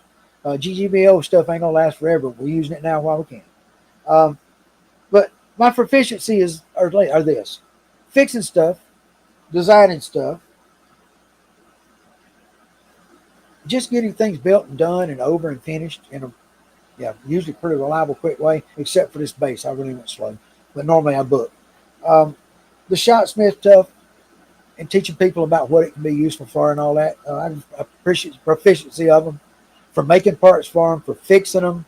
I can take that thing apart and ain't a part in it that I don't know, can't know how to oil, lube, make work, do whatever, to make it all work for it. So, that's the positive of that part. And it's the old tech, an old dude. Actually, it's old dude tech. And that's like seeing a 3D printer, Fusion 360, doing crazy things, making crazy guitars. That's things I'm good at. I'm good at doing crazy stuff. Hey, Doug, how you doing, man? You got you got to watch some of the mining stuff. Doug, were you asking about the sluices in Corey's stream yesterday? I think you were, weren't you? if you were, I put a video out with your name. I mean, it was just basically for you. That video I put up yesterday, that was for you, buddy. If that was you, I think it was you that was in there and asked me about the sluices. And that's just it. That's what we do. I've been doing that for, well, guys, I started gold prospecting when I was 8 years old. My great-grandfather took me to the creek, and I've done it my whole life. I spent 14 summers in Alaska gold prospecting. I got a claim in Alaska. And to be honest, about a year and a half ago, I got completely burned out and decided I didn't want to mess with none of it. And so I just quit. And so I was selling some stuff on the shelves, making a few things to sell every now and then, cut back to nothing but eBay, not selling any other stuff, not getting pushed by the Amazon, and do a little like Facebook sales and direct sales. And my website, I closed it down because I didn't want to mess with all that. I just made it easy. I don't want to deal with it. I'm enjoying making my guitars. I'm enjoying being friends with my friends. I enjoy sharing the things I share with them and helping them and them helping me. Hey, if you watch my video talking about the bass of the day, when I said I was thanking all my friends, I was thanking every one of you guys too. Gio, everybody, Bill, everybody that gave me rap, every one of y'all that gave me any advice along the way. I'm thanking y'all because I appreciate it because you helped me to get that done. And what's the idea? Keep going, make more. And now that I've got this figured out, I got my tools and my jigs, and I got a jig made that I can make any kind of neck I want on. I can make a neck for a one-piece bass, a neck through, a Fender Telecaster. I can make anything. Gibson, Les Paul. I can make anything now than what I got. So that was okay. Cool, Doug. I thought it was you. I thought for sure it was you. And like I say, if you watch that video, you'll get to see what I do on the thermoform machine. And we're going to put a guitar in it next. And early in the stream, I was showing these guitar bodies that I'm going to fix up and put on there because that is coming. We're going to do that and I'll make some guitar bodies in the thermoforming machine. So as me and Jay Bird were talking about, think about an Ovation built back asterisk. Yeah, back asterisk. Instead of having a rounded plastic back, it's going to have a plastic front and a flat wooden back. Or, yeah, maybe flat. Yeah, most likely flat, yeah. But that's the idea. So, yeah, Rab, what else Rab talking about here? Are they talking about they're talking about all the advertisers and stuff. I don't know if any of y'all ever get commercials during my videos or not. I hope you don't. Because they don't give me nothing and they ain't got big enough to where they think I deserve any credit for anything. So I'm hoping they ain't putting commercials in. If they ever do, let me know. Maybe that's why people click off sometimes because the commercial comes up. I don't know. I can't stop it. Y'all know that. So all I can do is grow and hope I get past it. But most of y'all guys, I think I know you, and y'all the ones that watched them most of the way through. So y'all know I care. I care about every one of you too. Let me see who else here got anything going on. I know I haven't seen Lisa in a while. I don't know if she's still with us. She might have slid out because she was busy. Got to be out there. She is. And she's talking about helping them showing them how to make some money there. Yeah, if you sell somebody's product, like the Angeles people and me working together, and we can sell product, and that's a good thing. Maybe one day I'll find a niche that I fit into that I can help somebody push their stuff. Well, they're good. I'm glad you ain't never seen none, Rab.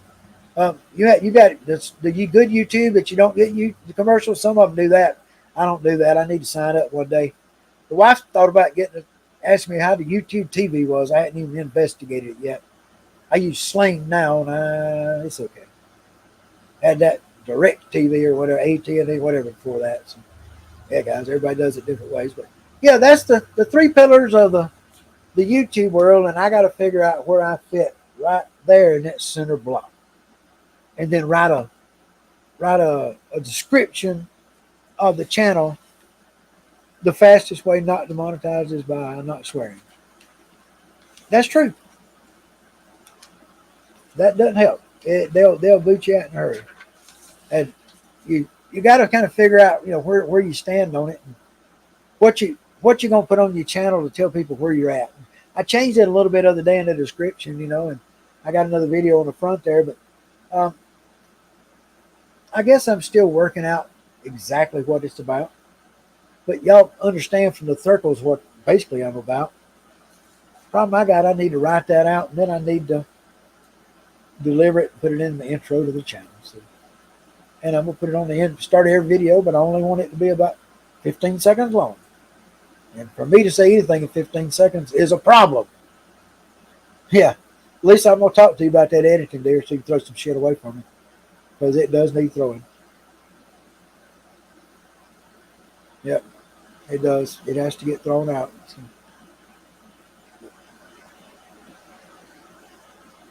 If you pay for YouTube, you don't get any ads. That's true. And I don't pay. So I do get ads on stuff, people's stuff.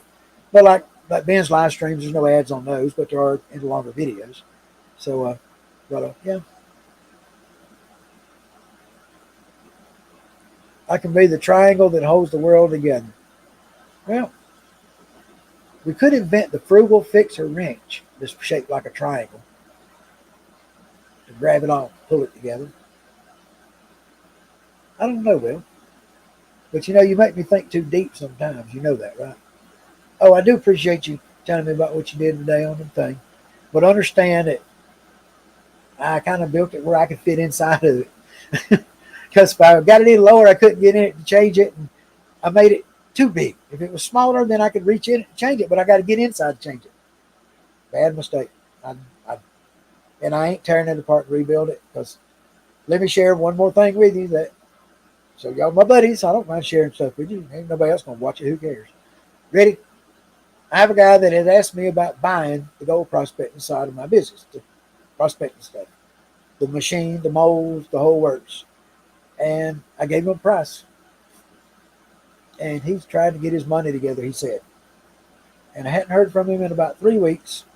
And I probably need to message him and see if he's still serious about that situation, or do I need to maybe push and start selling a little more stuff during the summer here, because there's some events I could go do. So we'll think about that. I hadn't wanted to go deal around a bunch of people, And Dad got the COVID this week, so can't go over there and deal with that. A lot going on. Guys, it's time to get out of here. Everybody's come in and hang out with us. I appreciate y'all. We just seen what people said in the comments, and I told you what my tool was. And we got to spend a lot of time with Jaybird, which was a lot of fun. And if you hadn't subscribed to old Jaybird's channel, please do. I really do. It'll help him, and we don't need huge, big, long videos, and I'm not going to be doing a lot of huge, big, long videos, guys. They said in the GGBO to make you can make up to a 45-minute video for your final video on the contest. And I told Lisa the other day that the only way I'm making a 45-minute video for the contest is it'll have to have at least 4, maybe 5 guitars in it for my video to be 45 minutes long. Because I'm just not putting 45 minutes of doing nothing with that bass. No. I'm going to make a 12-minute video about the bass by itself, maybe, with all the cutter fits and all that. But the main video for the thing, it's going to go somewhere else. And, the problem I have is I got so much footage, all in 4K, and I can't throw my own stuff away. Because I always say, if I said it, I meant to say it. And when I'm working and building and doing that, I just keep talking to myself the whole time. Yeah. So when you see me doing stuff, a lot of times I move myself out of the picture and mute myself so you can just see the pictures. Yeah, 15 minutes is plenty long enough for anybody, but I just don't see it. Gus said he likes Sling, but the wife likes cable. I let her have her way. Well, my mom and dad had cable till Mom passed away, and now Dad's on my Sling. He's a 88-year-old streamer over there, So, what's that? He's not really, what's that other word? But there's no way that anybody's going to watch 45-minute videos, guys. It's not going to happen. Y'all know that, and I don't know why they want to go that way. They did 15s last year. I sent in and told them they ought to do 5s. And they ought to on the voting, they ought to let us do 5 votes apiece as people that are signed up for the winners in the contest, and that be the voting. And they'd be ranked voting, 1 through 5. Your 1 through 5, his 1 through 5, and whoever got those number ones or whatever, that's the winner. So anyway, that's what I'm thinking. They done it. They made it better, and we didn't have to bail out because they made it fair. And I appreciate them for doing that. I'm there. I'm always a fan. I'm there every time they put something out. So, guys, it's time to mosey and let y'all all go do what you need to do for the evening. And them other guys have got their broadcast going, but I need to go in the house and sit down, relax, eat some dinner. I doubt I'll even go watch any of it because I'm just not in the mood to communicate. Ignore me, I'll ignore you back. Don't cost you anything. Didn't cost me anything. Y'all remember that. And hey, guys, if you got somebody out there, you got to commit somebody that can get some juice that can help us all do some pulling and doing some things. I got a big project in the works, but we got to get some juice to do it. We need some juice. And I got some juice, but I need some more juice to go with it. My one guy's going to be a great help, but we need one to go with him to help it out. So we'll see. I will share this with you. What thought of y'all would y'all think about a 24-hour live stream of a big builder and a bunch of little builders building along on the channel, all linked in, where you could go get their link and see what they're doing, but it's all on the big channel, so y'all know it's all looked up. Y'all get seen by the channel. Big channel has got 200,000 or so subscribers, and then when it gets to the end of it, they come back on and finish the thing out. Maybe there's a big channel in the middle to help anchor it out. We go all the way around the world. But we got friends in Italy, New Zealand, Australia, America on both coasts, and coming to Canada all over. So y'all got to think about that. It's a big idea, I know, but with the right people to help make it happen, we never could happen, never know. Lisa, that'd be a heck of a thing to have to get to do with. Y'all all guys be good, and I love y'all. Lisa, thank you very much for being the moderator. You've done a great job. And get in touch with me this week. Let's talk, and tell me what you thought about it. If you got any ideas of things I should do and help make this work all better, and I'm all for it, y'all. I appreciate it. I really do. And everybody else does too. Bill, appreciate you, Rab. Everybody, thank y'all for coming. We're not going to stay any longer. I need to go in the house and take a check on her and see what else and find some dinner. I'm hungry. I haven't eaten nothing all day. So, guys, take it easy. God loves you, and so do I. And, well, pray for Dad and his COVID. Maybe he'll get over it quick, because I sure don't want to lose him. I need him to get better quick. So, y'all be good. Stay out of trouble, and see you next time here at the Frugal Fixer Shop on the Brotherhood of the Build. And maybe next time we'll do more showing and growing, but this time we got to get all our links. She put me some links up, but I was right in the middle of talking to the man, and I didn't get to them. And, hard to go back now. So, guys, thank you all. I appreciate every bit of it. I really do. NSJ, what's your darn name? I never can remember, and I really just need to put it in my brain right quick. I promise I won't never ask again if you tell me. If you're still there and you tell me that, I'll never ask you again. But if not, next time I see you, I'm going to ask you first time.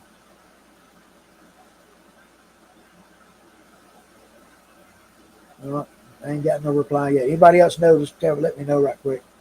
But I might go to bed and not worried about that dreaming. Y'all ever go to bed thinking about something like, what's that guy's name?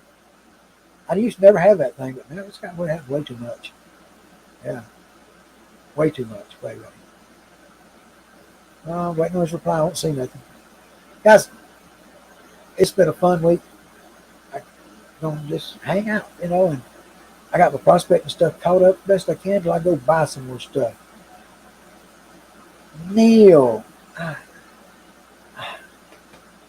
It's Neil that his mom can't spell. That's it. Darn it. I know it. I mean, I don't know why in the world I didn't. Thank you, Rab. I appreciate it, bro. I was brain farting on that one. I really was. Really was, man. Rab, be good, brother. Take care of yourself. Feel better. Get you straight back up. Everybody else, too. Take care of yourselves, okay? See you on the next one. Next Thursday, same time. And y'all know what we're going to talk about. We're going to talk about alternate platforms. It won't be about Twitch completely, but it'll be about the old YouTube and other things. And maybe I'll be to 500 by then. You never know. If we get lucky, maybe y'all could help me get 4. I need 4. I mean, do you not know 4 people? My mom's already gone, but she's still subscribed. I'm going to keep it on there. I ain't stopping it. That'd be crazy. Guys, y'all be good. I love y'all. See you next time. And take care of yourselves. Brothers and sisters, peace and progress, okay? Later.